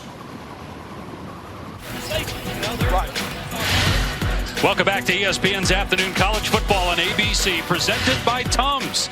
This is Eckridge Statement Saturday. And from Stillwater, you're watching the Big 12 on ESPN. The 118th and perhaps final bedlam.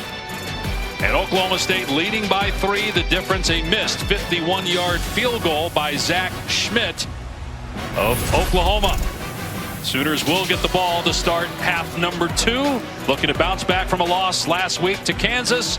Oklahoma State, meanwhile, trying to win its 5th straight game. Both teams with 1 loss. Texas, a winner earlier today, now 5-1 atop the conference. Iowa State, Oklahoma State, all 4-1. Khalil Farouk is deep. And this will be a touchback. Will come out to the 25. Dave Pasch, Dusty Dvorak, Tom Luginbill down on the field, and both quarterbacks, Dusty, in that first half played really well. Yeah, they did. I mean, Alan Bowman came out on fire, wasn't missing anything, and Dylan Gabriel able to match him as that second quarter went on. Dylan Gabriel caps off the second scoring drive with a strike to Drake Stoops, and Alan Bowman, he had it going early, gotten himself into a rhythm, a big 4th down conversion to Brendan Presley, and then Casey Dunn dials up quarterback draw with Alan Bowman as he finds the end zone. And they're throwing it first down to Brennan Thompson, just his 4th catch of the year. So Dylan Gabriel already in this game with 19 passing attempts. That matches how many he had last week for the whole game. Hands off to Sawchuk, who had a 64-yard touchdown run in the first half. And he gets about 15 more there. He's over 100 on the day. Pull Walter Rouse, pull Caden Green. We've seen a lot of this counter gap scheme working great, this Oklahoma rushing attack. Sooners going up tempo again. Jeff Lebby, the play caller. Play action pass. Gabriel setting up, gets drilled as he launches it downfield into double coverage, and it's picked off. Intercepted by Dylan Smith, bringing it back to the 35 for Oklahoma State.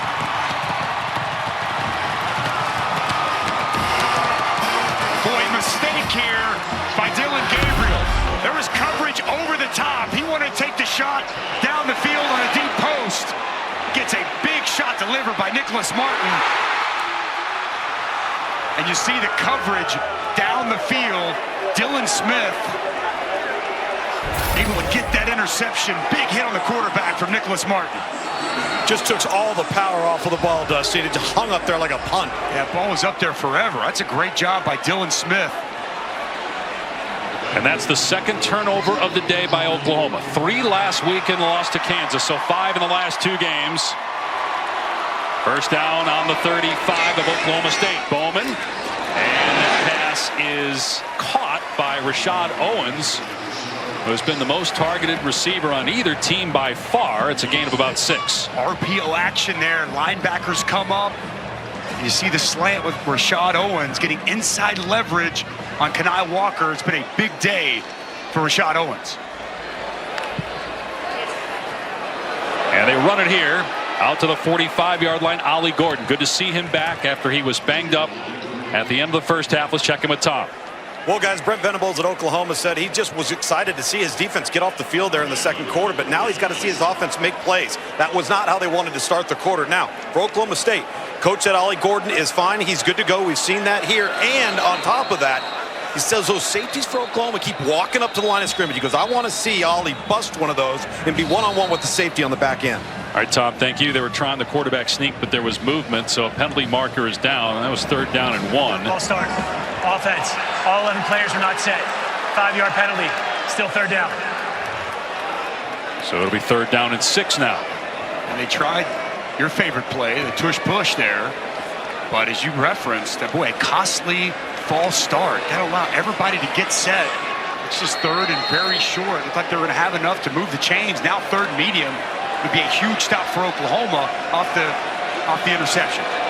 Oklahoma has won 7 of the last 8 meetings in Bedlam, but lost the last time in Stillwater 2 years ago.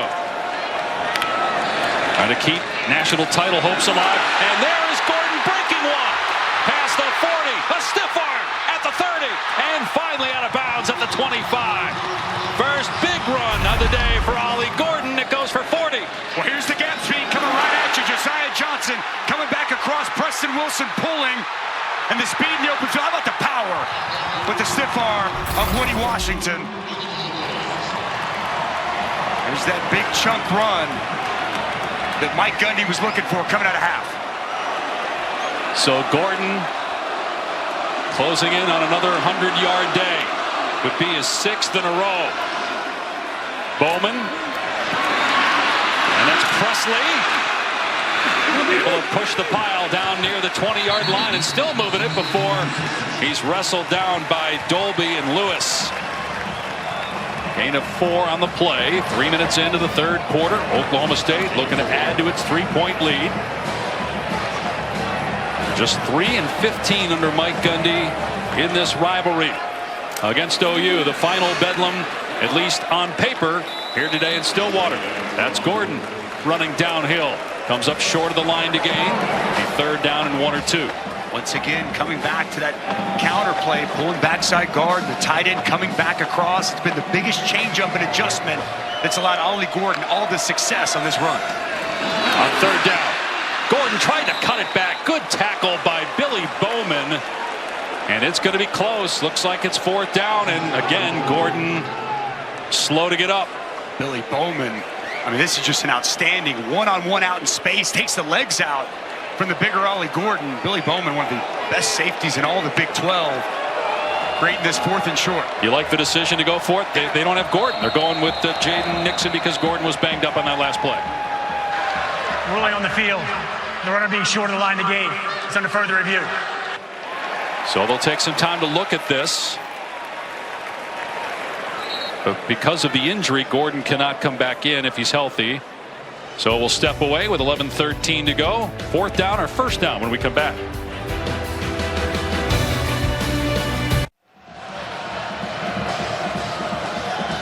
Ruling on the field stands. Ollie Gordon tackled short of the line to gain. Excellent spot live by this crew. See the forearm and the elbow down to the ball, not crossing the line to gain, so it's 4th down. I like this call by Mike Gundy. Be aggressive. Been times when he's been conservative, not here in this spot. Is Ollie Gordon back in the game? And Gordon gets the carry, and he's dragged down short of the line to gain. What a play by Spears Jennings. Oklahoma takes over on downs, and Gordon is still on the ground shaken up. Huge play by Robert Spears-Jennings, and it come from the backside, unscathed. Watch the quickness and how tight he comes off that corner to grab the legs of Ollie Gordon and get a huge fourth down stop for this Sooner defense. After the turnover by Gabriel, Oklahoma State moved the ball down the field, but they give it right back to the Sooners. Spears-Jennings making a lot of big plays today. Has not played a lot lately. Here's Sawchuk out across the 20. Tripped up by Rucker. Gave about 5 that time for Gavin Sawchuk, who had 34 carries on the season coming into today. And he's got 11 carries for over 110 yards in this one. Play fake. Long throw. Stoops on the catch. Has a first down. Lunging forward to the 29. Gain of 9 on the play. A lot of cushion out there on the outside by Dylan Smith. Dylan Gabriel identifies it, gets the ball to Stoops, the subtle movement, and he moves the chains with a first down. Play fake again. Gabriel setting up. Pass over the middle is caught. Anderson first down. He dropped what might have been a touchdown earlier in the game. Held on to that one and shoved out of bounds by Rucker after a 26-yard pickup. Man-to-man coverage. Nick Anderson working on Cam Smith. That's a simple dig route. Excellent route. And a strike once again for Dylan Gabriel. Here's Stoops on the catch. And wrapped up at the 42-yard line. Got a stoppage of play here. Flag down. Illegal substitution. Defense. 12 players on the field. The ball snapped. 5-yard penalty. First down. It's interesting. Tawi Walker's in the game. It's the first time he's been in the game. You wonder, did he make a mistake? He's not played yet today after getting injured late in the Kansas game. He's coming out now, and Sawchuk will go in. Actually, Dalen Smothers, the true freshman. Very talented, explosive, got great speed checking in here for the Sooners offense. Just 2 games played, 9 attempts on the year for Smothers. Talked with DeMarco Murray before the game. He is excited about this young freshman. 12 players on the field. He's under further review. And this is a reviewable play, so they're going to look here to see if there indeed was 12 players out there, if Oklahoma had 11. Oklahoma State, early third quarter. Media timeout. Leading by 3. Excuse me, Oklahoma State with 12 players on the field. Be 1st and 5 Oklahoma if it stands.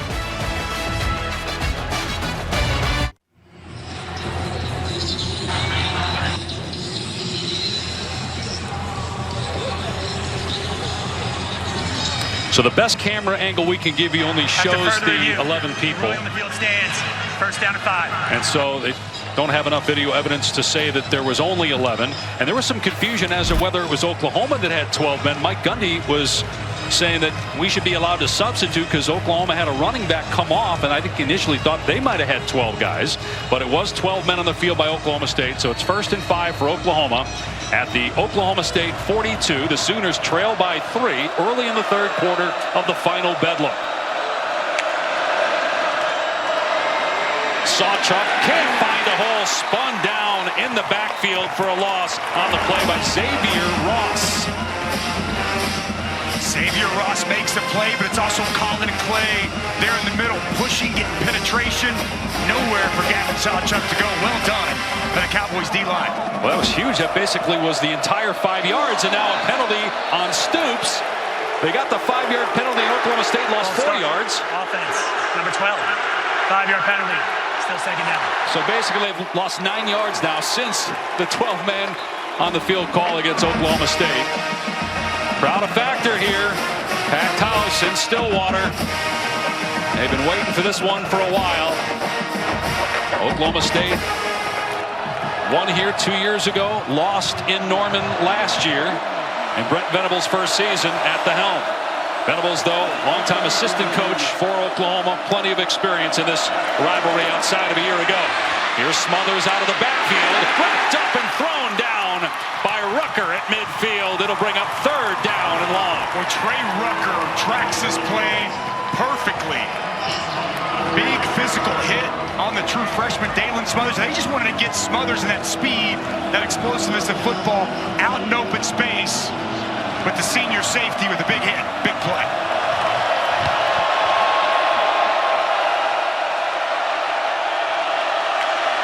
Gabriel on third down and 13, facing a four-man rush. Receiver open, Stoops inside the 25. Gabriel layers that ball over the defender, a 28-yard gain. Well, the route here from Drake Stoops was excellent. You're going to see him in motion. Post, corner, no one identifies it. That soft spot in the zone, Dylan Gabriel makes him pay. And they run Tawi Walker, his first touch of the game, and he's into the end zone to give Oklahoma the lead. 23-yard Sooner touchdown.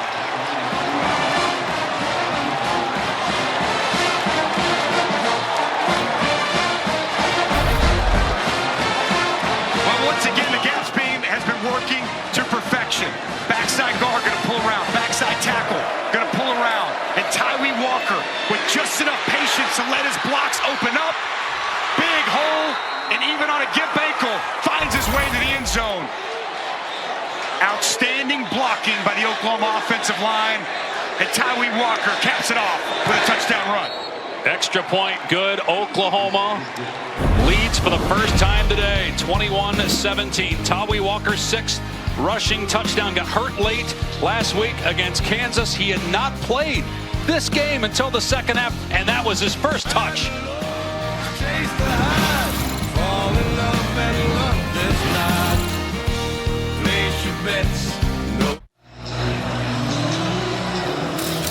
Now for today's Aflac trivia question.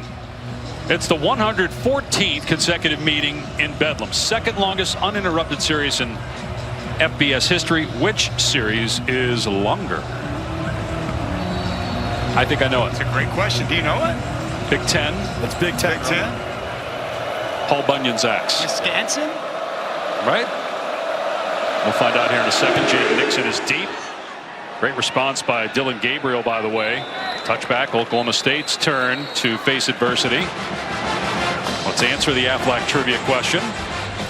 114 consecutive meetings in Bedlam, second longest uninterrupted series in FBS history. By the way, Oklahoma didn't become a state until 1907. This series began in 1904. All right, is it Wisconsin, Minnesota? Survey says. Wow, 116. It helps. Where are you from? I was gonna say it helps when you're from Madison. Otherwise, okay. Yeah. Well done, Mr. Pash. Totally redeem yourself.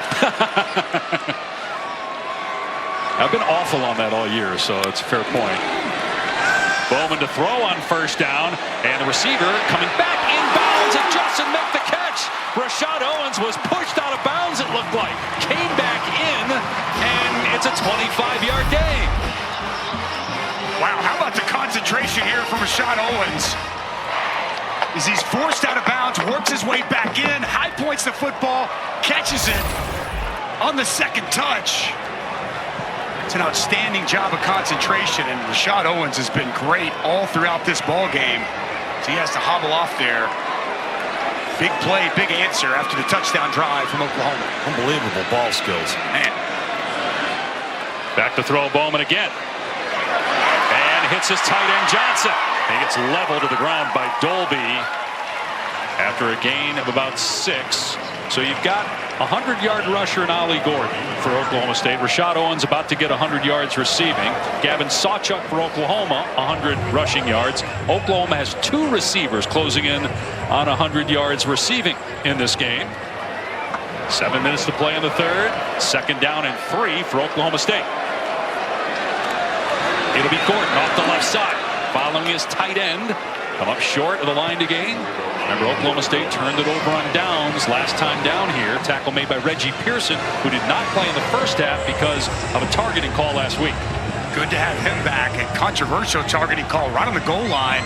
As quarterback Jason Bean goes into a slide, Reggie Pearson comes to meet him at the goal line.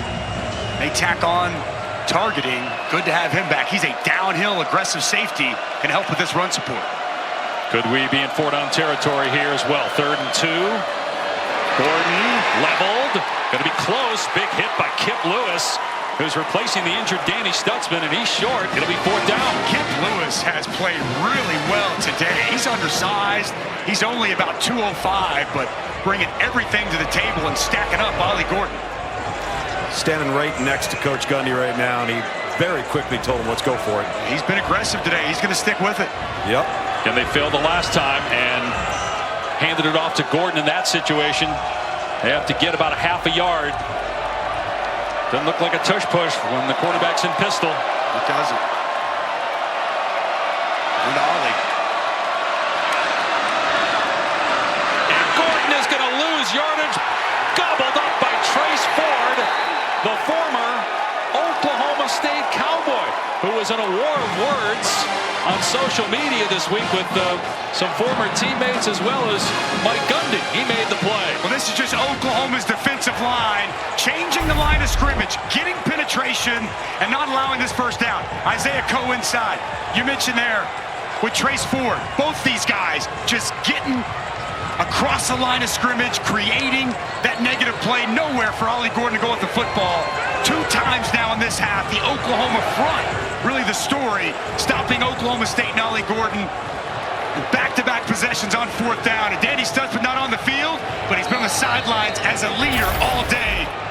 The midseason All-American loves what that front's doing. Tawee Walker just scored the touchdown in the last drive for Oklahoma. Did not play in the first half because of injury, but is out there on 1st and 10.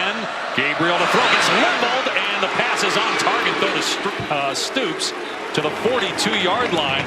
Gabriel hops to his feet after he got popped that time by Martin. When Nicholas Martin times his blitz perfect, and boom! Big shot on Dylan Gabriel, but he stands in there, delivers the pass, and a nice pickup on 1st down. By the way, since Dylan Gabriel threw that pick on the opening possession, he's been flawless throwing the ball. Another strike and another big hit. Stoops made the catch. He paid for it, though. Corey Black drills him at the 45. He's short of the line to gain by a couple of yards. 3rd down. The pads are popping here in Bedlam in this second half. Massive hit there from Corey Black. Tawee Walker going to get the carry here, and it's a 1st down and more into Oklahoma State territory. Walter Scheid spins him down, but it's an 8-yard run. The patience there by Tawee Walker. He gets small in the hole, not a whole lot of space there, but he dips his pads low, gets under the defender, finds a crease to move the chains. Nice piece of running by Tawee Walker. Junior from Las Vegas, was a walk-on a year ago, and they really wanted to get him more involved this year. Had the big game before the injury last week. Here he is again, running straight ahead. Down to the 41, gain of 7. Some real toughness and grit by Tawee Walker. He didn't practice all week. They didn't know if he'd be able to go today. And you can see him running up and down the sidelines in the first half. They're giving him his chance in the second half, and man, is he making the most of it. And running through defenders. Got hog-tied that time by Daniels, but Walker not afraid of contact. Got another injury on defense for Oklahoma State. Injury timeout. But it's 1st down for OU. Oklahoma looking to extend the lead here late in the 3rd. Just want to be sure on the Oklahoma State number. We believe it's Anthony Goodlow, we're being told. Hopefully he's all right. Tonight, number 5 Washington taking on USC with coverage starting 7:30 Eastern on ABC and the app. College basketball season tips off Monday. It's here. And it's a good one with Notre Dame taking on South Carolina from Paris. Coverage starting 1 Eastern, ESPN. What do you think going back to college football? Washington, USC tonight. A lot of offense. USC's defense has struggled mightily all season, but Washington's defense has struggled as well. I think a lot of points going to get scored tonight out in LA. That could be 55-52. I mean, I think both these quarterbacks about to light it up. Yep. Caleb Williams, I think he still wants to make a little statement before this season's over. Big opportunity tonight. We thought this might be headed that way. Yep. Both teams scored a touchdown in the first 4 minutes of the game. Not low scoring by any means, but both offenses have slowed down, but the defenses have caught up. Gavin Sawchuk in now running back on 1st and 10 at the 35-yard line. And here's Sawchuk, hit, and gets back to the line of scrimmage. Benson, their first for Oklahoma State, 2nd down and 10 for OU. Colin Oliver, Nicholas Martin there as well. This outstanding linebacking core. The Oklahoma State Cowboys need to step up, bow their necks, and come up with a stop on what feels like a crucial drive with the Sooners back on the move. Some movement on the right side of the line by Oklahoma, and the flag comes in. Tyler Guyton moving again, another pre-snap penalty. Offense, number 60, 5-yard penalty. Still 2nd down. I'm going to go back to those linebackers that we were talking about for Oklahoma State. You got Colin Oliver, who was a 2-time All-Big 12 defensive end. They moved him to linebacker, but in this new defense coordinated by Brian Nardo, who came from Gannon University in Erie, Pennsylvania. Young guy, 37 years old. Mike Gundy hired him basically the first time he met him. And the defense been much better the last month for OSU. Gabriel, and that one well overthrown. Trying to hit Stoops, maybe just got away from Gabriel. Now it is 3rd down and 15. Nardo, young defensive coordinator, implementing that 3-3-5 type of defense we're seeing widespread throughout college football. And really what Colin Oliver does, he gives you that flexibility. As you'll see him walk up now at the line of scrimmage as a defensive end.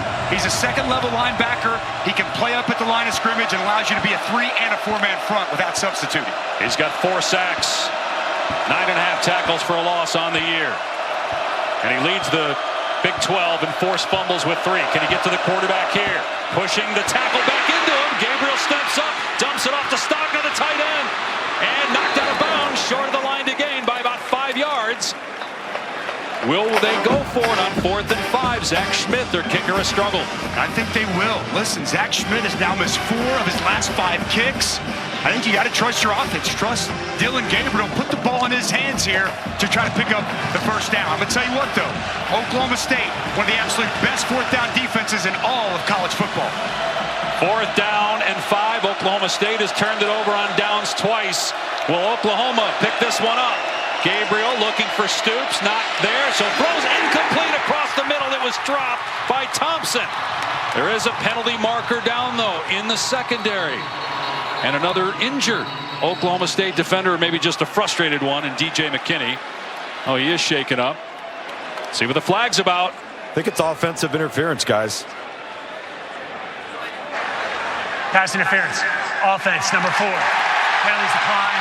Result of the play. Turnover and downs. 1st down, Oklahoma State.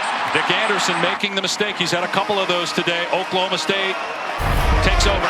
Doesn't matter because the pass gets dropped. So really, just calling that a big play there on Nick Anderson to allow Brennan Thompson to come open. Brennan Thompson takes a shot, though, as he's unable to bring in that pass, and yet another 4th down stop for this Oklahoma State Cowboy defense. And that's why McKinney was shaken up. Just got clobbered that time by Nick Anderson.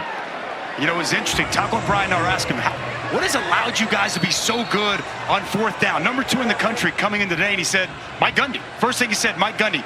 We started back in the spring, 2nd practice. We have an entire period that just focused on 4th down, and man, has it paid dividends throughout this season. And a big stop for the Cowboys. They take over on their 30. Jaden Nixon is in right now for Ollie Gordon. Nixon trying to cut it back. No room to run. There has really not been room to run at all against this Oklahoma front. Josiah Wagner, a DB coming in there along with a few defensive linemen, and no gain on the play. It's good by Dejon Terry. Really stout there at the point of attack. Nowhere to go. And then it's PJ Adebaware who comes around, a little run stunt there. And Nixon can't find any open space to run with the football. Got to wonder about the health of Ollie Gordon. He's been banged up a couple times in this game, but they've just given him a breather. He is standing with his helmet on the Oklahoma State sideline with the offense.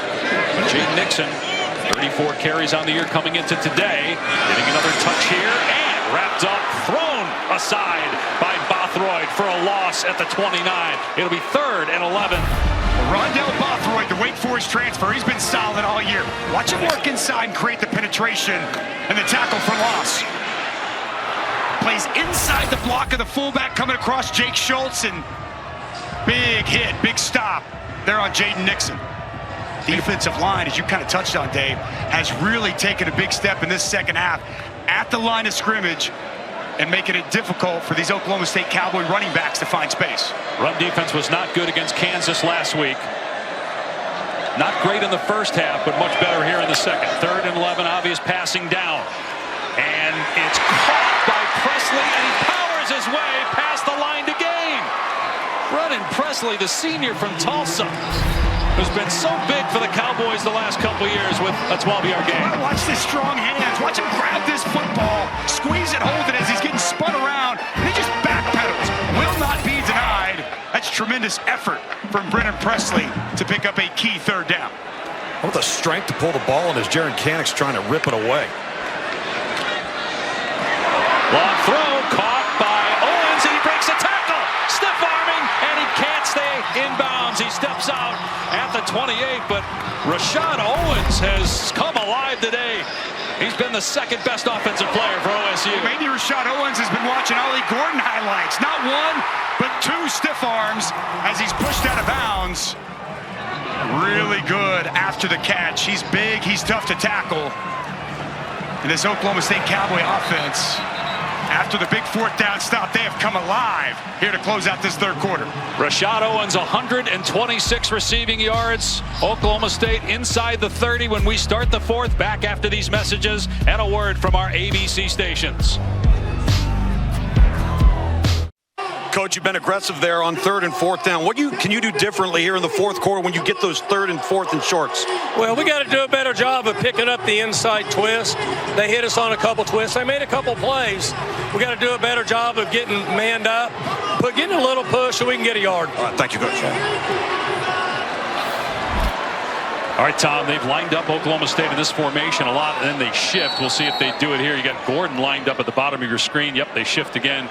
Put him at running back. He's over 100 yards today. The leading rusher in the country gets a pitch here, and he's going to throw it, looking back to his quarterback. Now on the move, he lobs it. It hangs in the air forever, and it's intercepted by Billy Bowman. Bowman running it back past the 15. He's got some room past the 30. Quarterback to beat, and Bowman finally gets him out of bounds. Wow, huge play by Billy Bowman and a huge mistake by Ollie Gordon. They wanted to get the pitch throwback to Alan Bowman, but Rondell Bothroyd is right there. Cover up the quarterback. Ollie Gordon's just got to eat this football.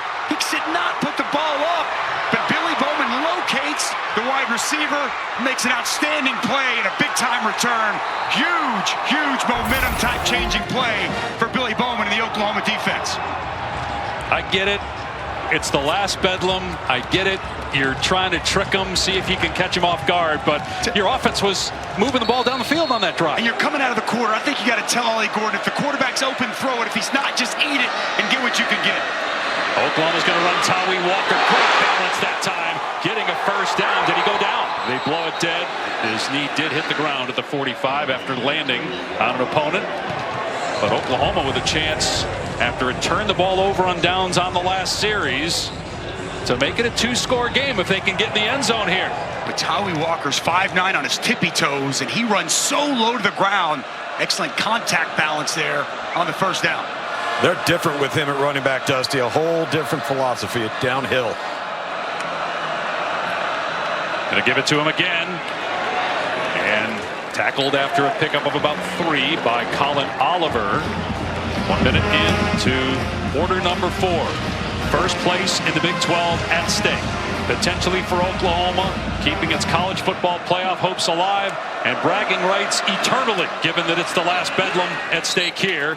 As Walker fell forward to the 40 for 2 yards, it's going to bring up 3rd and 5. Again, the Sooners probably in 4-down territory here.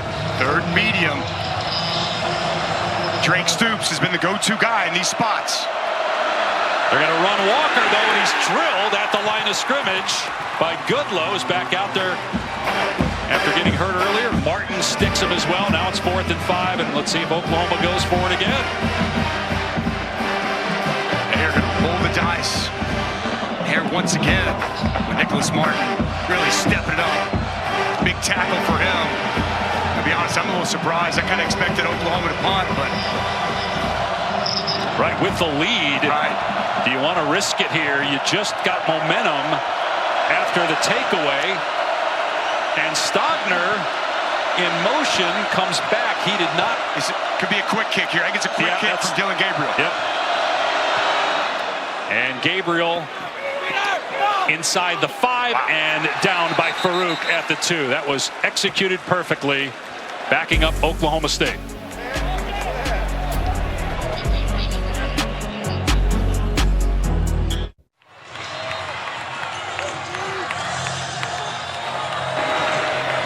All right. Here's the trick play they tried the previous possession. And Rondell Bothroyd identifying where Alan Bowman is huge. And then an excellent job by Billy Bowman recognizing the pass down the field, getting the interception. And in that spot, Ollie Gordon's got to recognize it's not there. Just tuck it, run, and get whatever you can. Realize that Oklahoma made a nice play and fight to live another day. Gordon here on first down, out to about the 8 for 5 yards, gives him a little breathing room. Tackle by Washington. Last week, Gordon fumbled for the first time all year, got really upset, tossed his helmet. Mike Gundy had a conversation with him, just told him to relax, there'll be another play.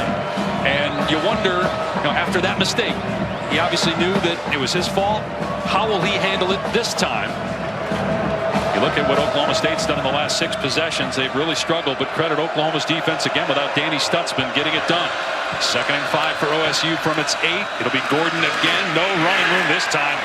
Kip Lewis filling the hole. It'll be 3rd and 5. Penetration by Ethan Downs, the Weatherford product, who told us in Weatherford it's 90% Oklahoma State. But he wanted to go to Oklahoma, grew up an Oklahoma Sooner fan. Good penetration there as Kip Lewis caps off that tackle. The other thing Downs told us, he said we were soft last week. They have not been certainly in the second half. Big difference defensively for OU. Great point. Excellent physicality by the Oklahoma defensive line.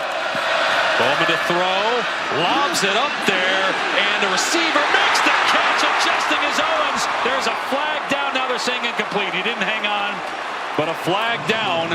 Will it be on the offense or the defense? There was hand fighting from both players. Pass interference. Defense. Number 6. 15 yards. True freshman Makari Vickers, the guilty party. Sean Owens, the bigger body. Both guys, well, I don't know. That's on defense. Love to bring in Matt Austin. Matt Austin, is that the right call?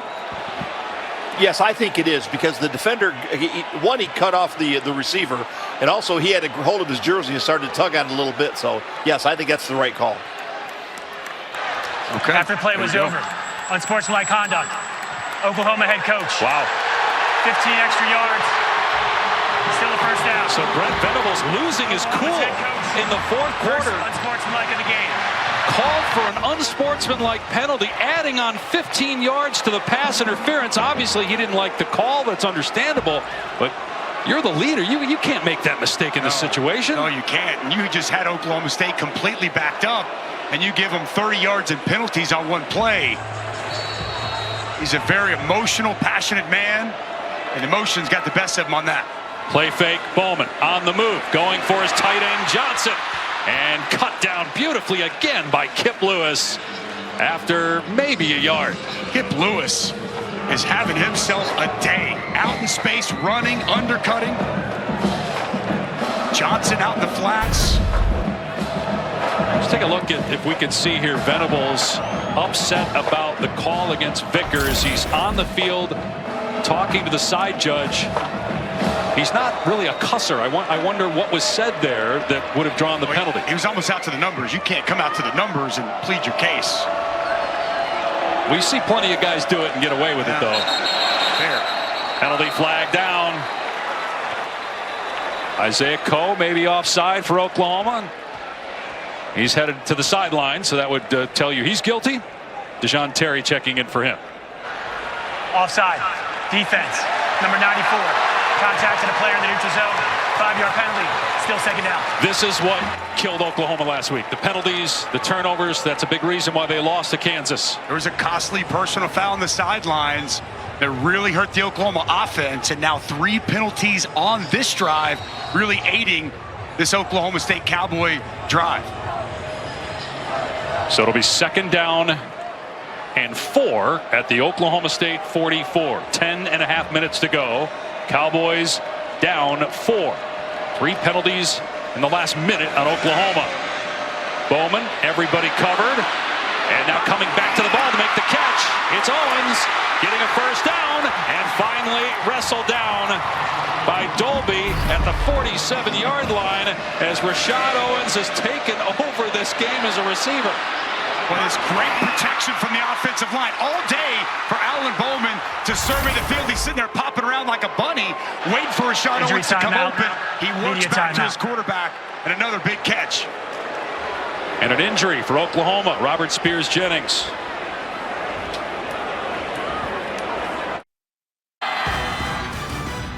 ABC College Football is presented by Tums. Tackle game day heartburn fast and love food back.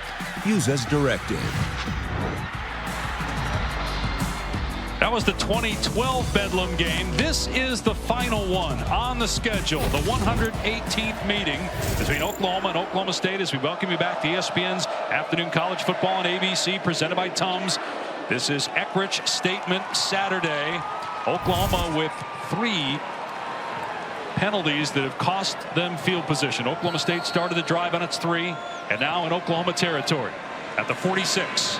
Bowman back to throw with time and to the sideline, and it's again Owens to the 30 and down. Check that, Presley on the catch down to the 29. A 17-yard gain for Presley. Given cushion outside from Woody Washington. Love the route, though. Shuts it down, works back on the comeback. And Alan Bowman has been on time and on target on those comeback routes all throughout this ballgame.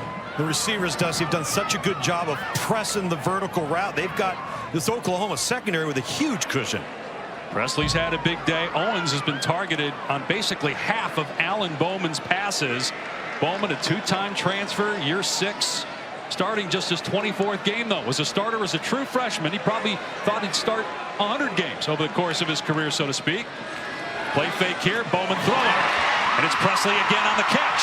Cutting it back. Getting a first down inside the 15. And down to the 14-yard line. A gain of 15. Just get the ball in number 80's hands and look out. He is so quick and shifty. That short area quickness is absolutely off the charts. Looked like Oklahoma did a pretty good job leveraging the football, but Brendan Presley finds some daylight, gets quality pickup after the catch. Presley, 8 catches, 97 yards. Owens has 10 catches for $136. And Oklahoma State is inside the 15, 8.5 to play. Trailing Oklahoma by 4. Battle of ranked teams for the 20th time in this great rivalry. And the 12th time since Mike Gundy took over as OSU coach. Gordon inside the 10, inside the 5, and knocked down at the 3-yard line, but it's first and goal. And another injured player, Gentry Williams, who didn't play last week and got banged up again earlier. Ali Gordon just gets stronger and stronger throughout the course of the game. Good vision, finds the hole, runs through a couple arm tackles, and gets the Cowboys inside the 5. And it looked like friendly fire there from an Oklahoma teammate as Gentry Williams made the tackle and got hit by his own guy, Kobe McKenzie. Oklahoma has dominated this series overall and certainly of late, winning 17 of the last 20, 7 of the last 8, but Oklahoma State won here in Stillwater 2 years ago, and they're looking to take the lead back from OU. This drive started on the OSU 3. Alan Bowman has been perfect passing the ball here in the second half. First and goal from the 2. Ali Gordon has a rushing touchdown already. Bowman play action to the back of the end zone, and a flag down. I'm not sure that was catchable on the pass thrown to Josiah Johnson. I think they're going to get Kip Lewis for holding, which have been before the pass. Pass interference. No, they got pass interference. Number 2. By rule, the ball be placed at the 2-yard line. Automatic first down. So placed at the 2-yard line, they move it about an inch, and it's first and goal again at the 2. Looked like Kip Lewis grabbed the tight end. They called that on Billy Bowman. Take a look at that one more time. I thought they were going to get... It looked like it was before the pass, which actually would have given them half the distance to the goal instead of basically the ball at the same spot. 4th penalty on this drive by OU. Gordon, end zone. Oklahoma State leads it.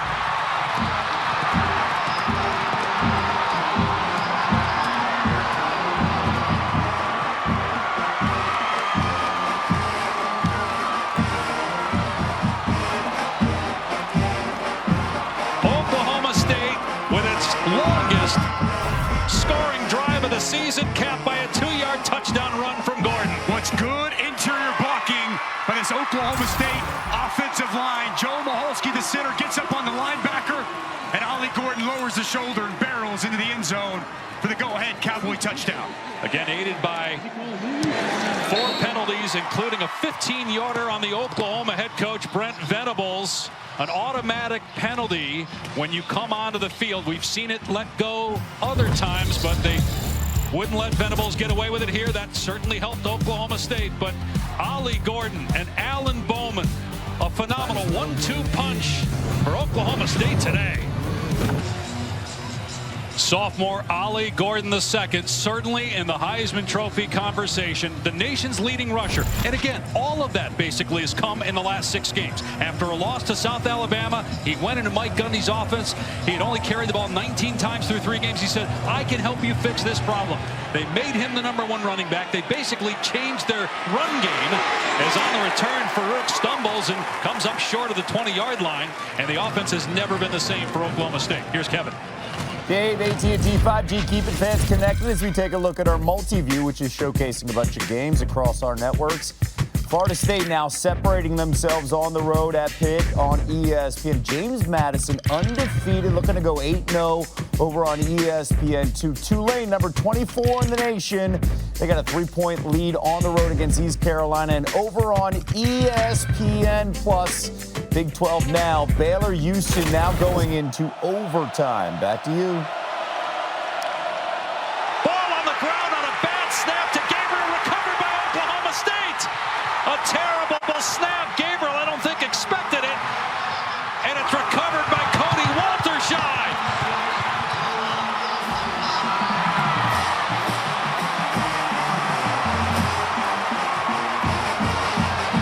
Wow, 3rd turnover of the day for Oklahoma. I don't think Gabriel is ready for it. It's down at his feet. He goes to pick it up and goes forward. Walterscheid jumps on top. And Oklahoma State back in the red zone after taking the lead. Wow. 3rd giveaway by Oklahoma, matching the 3 turnovers last week when the Sooners lost to Kansas. Oklahoma State by 3. 1st down at the OU 19. Bowman on the rollout, looking for the throwback, and a diving catch is made, but they end up losing about 8 yards. Josiah Johnson, at that point, you're almost better off if you drop the ball.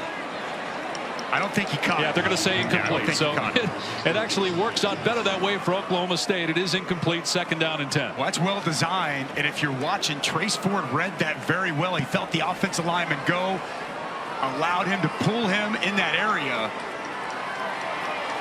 Not a good throw by Alan Bowman, 2nd and 10. Can Oklahoma get a stop on quick change? Gordon stacked up, and they finally blow it dead at the 16. Isaiah Coe in there first, along with Jordan Kelly, so it's going to be 3rd down and 7. This would be massive if this Sooner defense could come up with a stop after the fumble. Rashad Owens been targeted today 17 times. Brennan Presley 9.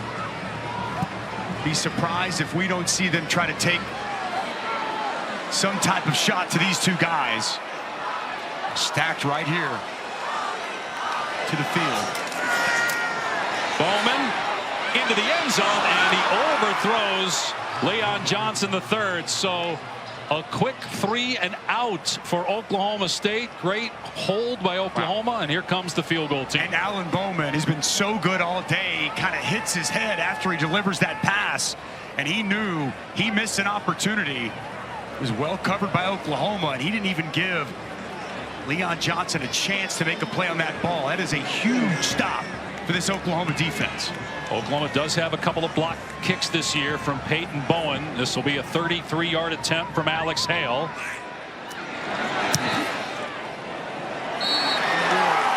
The kick is good, and the Cowboys get 3 points after the gift turnover by Oklahoma.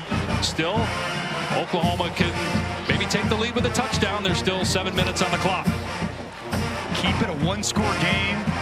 Brent Venables got to be happy with his defense. Remember, they were just on the field for a 97-yard drive, and then they go out. Oklahoma on the first play of the next drive has the fumble. Defense got to go right back out there, and they come up with a stop.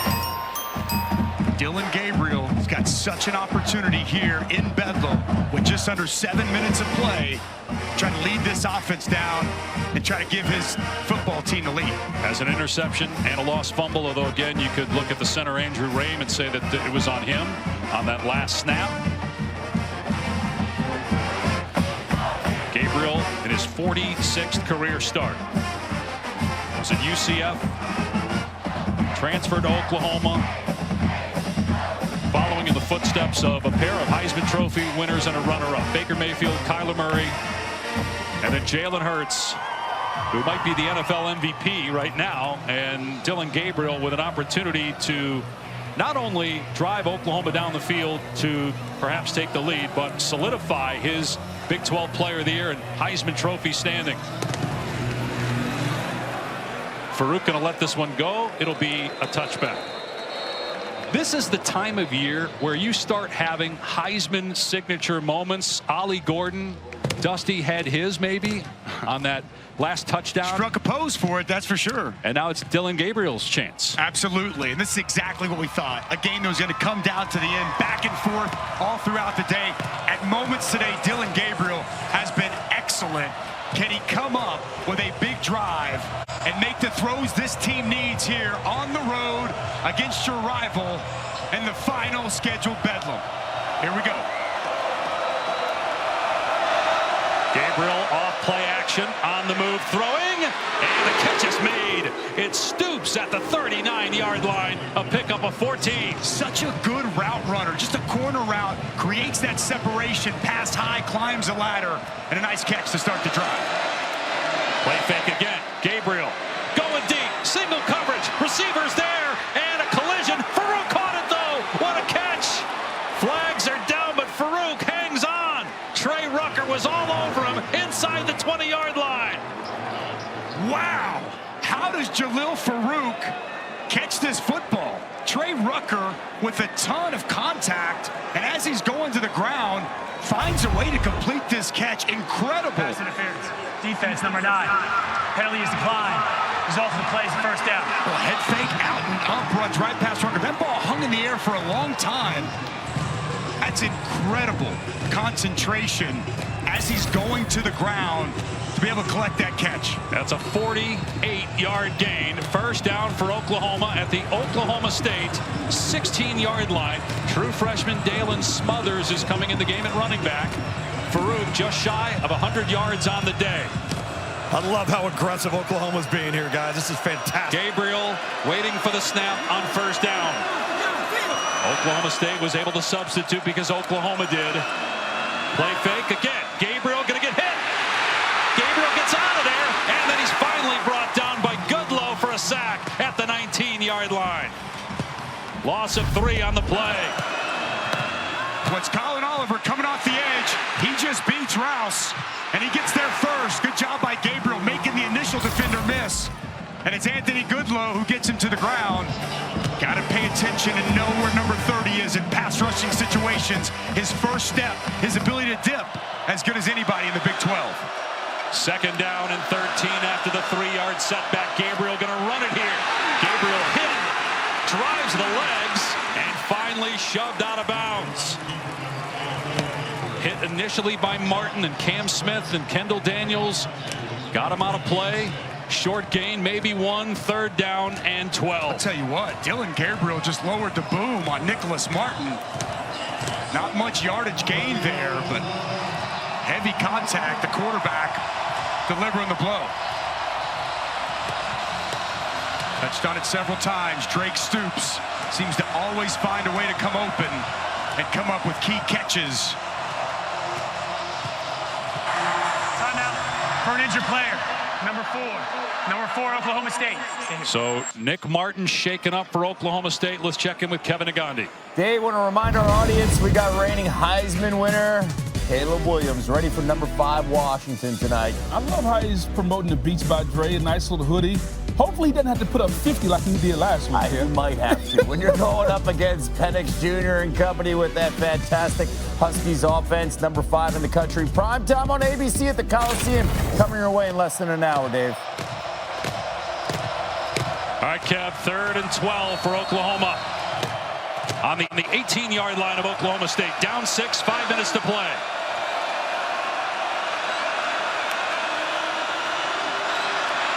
Gabriel looking, lobbing, Stoops, end zone, a lot of contact. Incomplete pass. Looking for a flag, don't see one. And it's 4th down. Wow, I cannot believe they did not call this flag. Oh, my goodness. Tackled him in the end zone. Shocking that they didn't throw the flag there. Hard from our angle to see the field judge, but he's got a good angle at the play. Shocking that that was not pass interference. It's interesting that they're going for it here because you have 3 points here. There's 4:53 on the clock. You got plenty of time. The problem is their kicker, Zach Schmidt, has missed 4 of his last 5. They don't trust him, although a timeout called here by Oklahoma. Let's see if Brent Venables changes his mind. I mean, it's 4th and 12. Timeout and a half. OU, 30-second timeout. All right, Matt Austin, jump in here. Why was that not called pass interference? I can't answer that. I think it should have been pass interference. I agree with you two. There was all kinds of contact. He's not playing the ball. Grabs him, pulls him to the ground. The ball was right on the white, very catchable. That's textbook pass interference. But no call on the field. And Stoops did not make the catch, hit the turf, and he was also out of bounds. But it doesn't matter now. It's 4th down, and Oklahoma is going to try for a field goal now. Problem is they used a timeout. They would have loved to have saved that timeout to be able to stop the clock later if they need to. And again, Schmidt has struggled. Lately, he missed from 38, 43, 45, and missed from 51 earlier in this game. This is a 36-yard try to get Oklahoma within 3.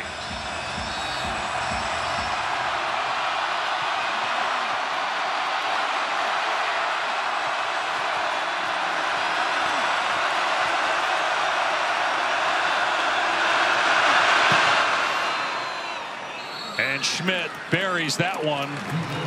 Oklahoma within 3, 4:48 on the clock. 2 timeouts left for OU, 3 timeouts left for Oklahoma State.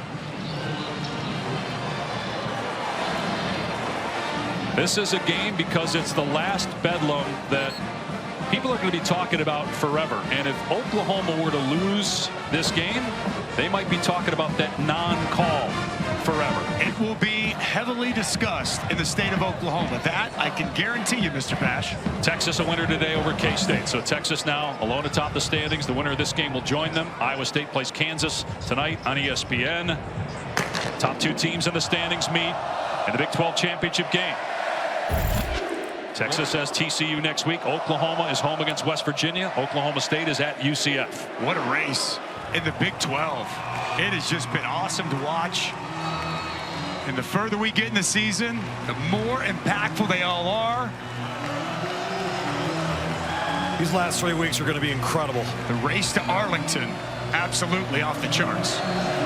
Schmidt kicking it deep. Jaden Nixon will let it go into the end zone for a touchback. Oklahoma State will start on the 25. You think back to when they decided to go with Ollie Gordon and change how they run the football after that brutal 33-7 loss to South Alabama. Yes, they lost the next week to Iowa State, but it looked different offensively. They've won 4 in a row since. Why? Because the guy they're likely about to lean on, and that's Ollie Gordon II, who by the standards lately, with 124 yards, I mean, he's had over 250 each of the last 2 games. Not there, not that type of game today for Ollie Gordon, but still terrific. He's going to get it here, and he's got some room on first down. Out to the 33-yard line. That's 8 yards on the first play of this possession. Boy, good job by Billy Bowman getting him to the ground. There was a big hole, and he had a head of steam downhill. Nice blocking once again by this Oklahoma State offensive line. And when you're getting chunked 8-yard runs on first down, it really makes life very easy on play caller Casey Dunn. Oklahoma State going to take some time here, milk the clock a little bit. 2nd down and 2. Gordon busting it to the outside, knifing through the defense for a first down. Keep in mind, Danny Stutzman, the leading tackler for Oklahoma, dressed today but has not played. Kim Lewis has done a nice job filling in. They'd obviously love to have both guys right now, trying to get a stop here to get the ball back as we're inside 4 minutes to go. They snapped that, Dave, with about 15 seconds left. I got to imagine Mike Gundy letting his quarterback know, hey, calm down. Let's condense this game. And I'll be surprised if we didn't see them snap it with anything more than 5 seconds left on the clock. Play clock now at about 10. You would imagine Ollie Gordon, nope, play action, pass, caught. It's Leon Johnson the third, and he stays in bounds. Now out at the 45. Vickers on the tackle. It's a gain of 18. Once Vickers out there getting a lot of cushion, that's a freshman working on the big 6'5" Leon Johnson. It's also a lot of trust in your veteran quarterback, Alan Bowman. As much as this turnaround has been about Ollie Gordon, it's also Alan Bowman solidifying the quarterback position. And the way he's played today, Casey Dunn, at a crucial juncture of the game, trusting his quarterback and allowing to make a big completion, moving the ball across midfield. 6 year of college football, 2-time transfer, Texas Tech, Michigan, and now Oklahoma State. Bowman handing it off, though, to Gordon. And they bottle him up this time after a gain of 1. Remember, Brent Venables used a timeout when maybe he didn't need to. When you likely should just have kicked it. He kept the offense out there, called the timeout there. So he's only got 2 left. He's not going to use one here on first down. Now, had he had 3 timeouts, he probably would have used one right there. Absolutely. And that would have saved him 40 seconds. 100%. That's exactly right. He changed his mind on the fly, was at first going to go for it on 4th and long. Decided, no, let me take the points, trust my defense, but in doing so, cost himself a crucial timeout.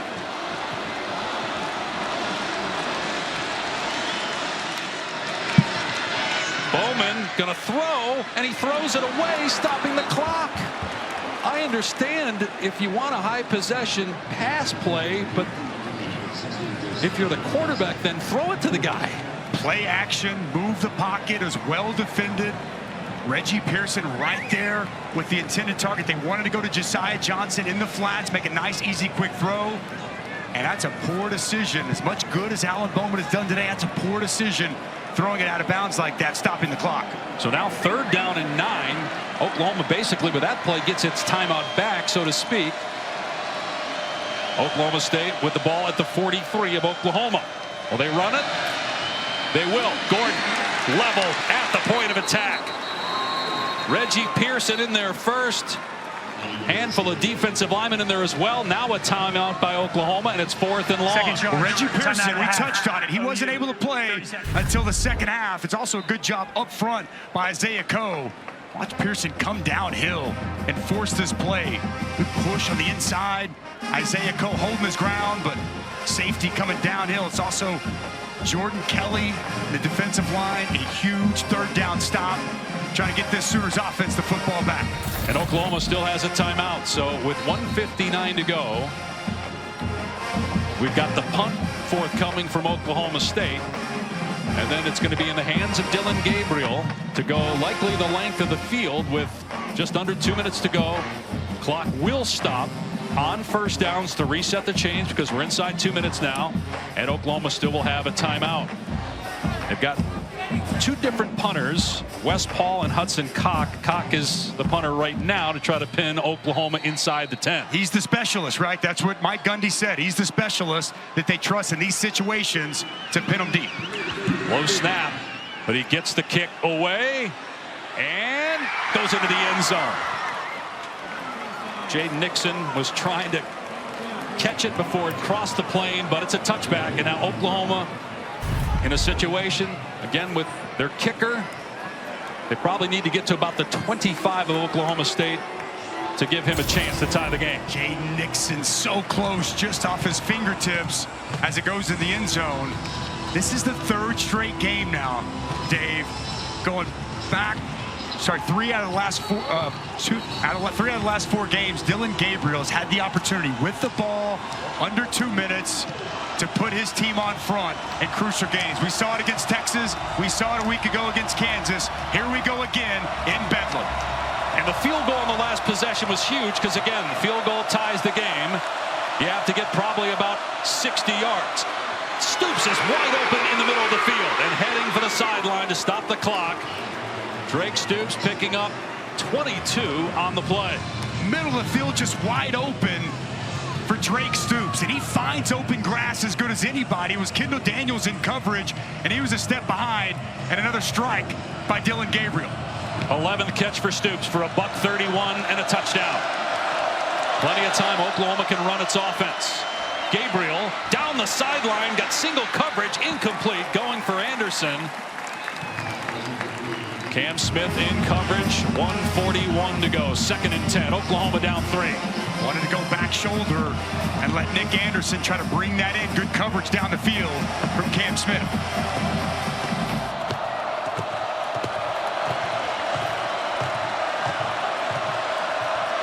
Dillon Gabriel, who's had a brilliant year, trying to add a win in Bedlam to his resume.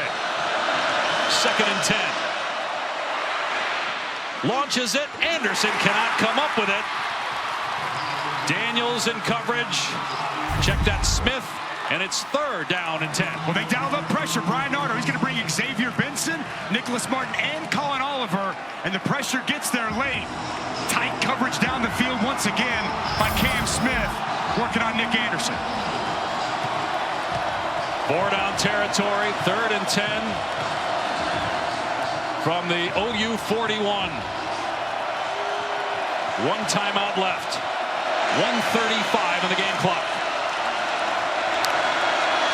Gabriel. And it's caught by Farouk. Powering out to the 41 for a gain of 6 or 7. So a manageable 4th down here. Be 4th and about 4 or 5. Here we go. Need a conversion to keep Oklahoma's hopes of a Big 12 title and a national title alive. On 4th down, Gabriel on the run, throwing. Stoops juggled it, caught it, but he's short. Oklahoma State's going to take over on downs and a minute away from winning the final Bedlam.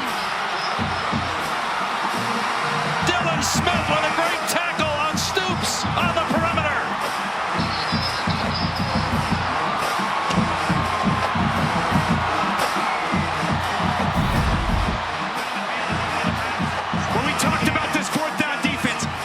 Stoops doesn't push this all the way to the sticks. He's a yard, 2 yards short, and the coverage is tight by Dillon Smith. Drake Stoops is able to catch it on the bobble, but he's tackled immediately. And the Cowboys with a crucial game-winning 4th down stop to seal this victory here in Bedlam. Bowman takes a knee. He'll have to do it one more time. The final time that Oklahoma and Oklahoma State will meet for the foreseeable future. And for the 2nd time in the last 2 games played in this stadium, the Cowboys are going to win it. They haven't won very often in this series, and certainly not in the last 2 decades, but on this field, at least the last 2 times, Oklahoma State has come out on top. That's it. Bowman takes a knee. The final Bedlam's in the books. It goes to the Cowboys.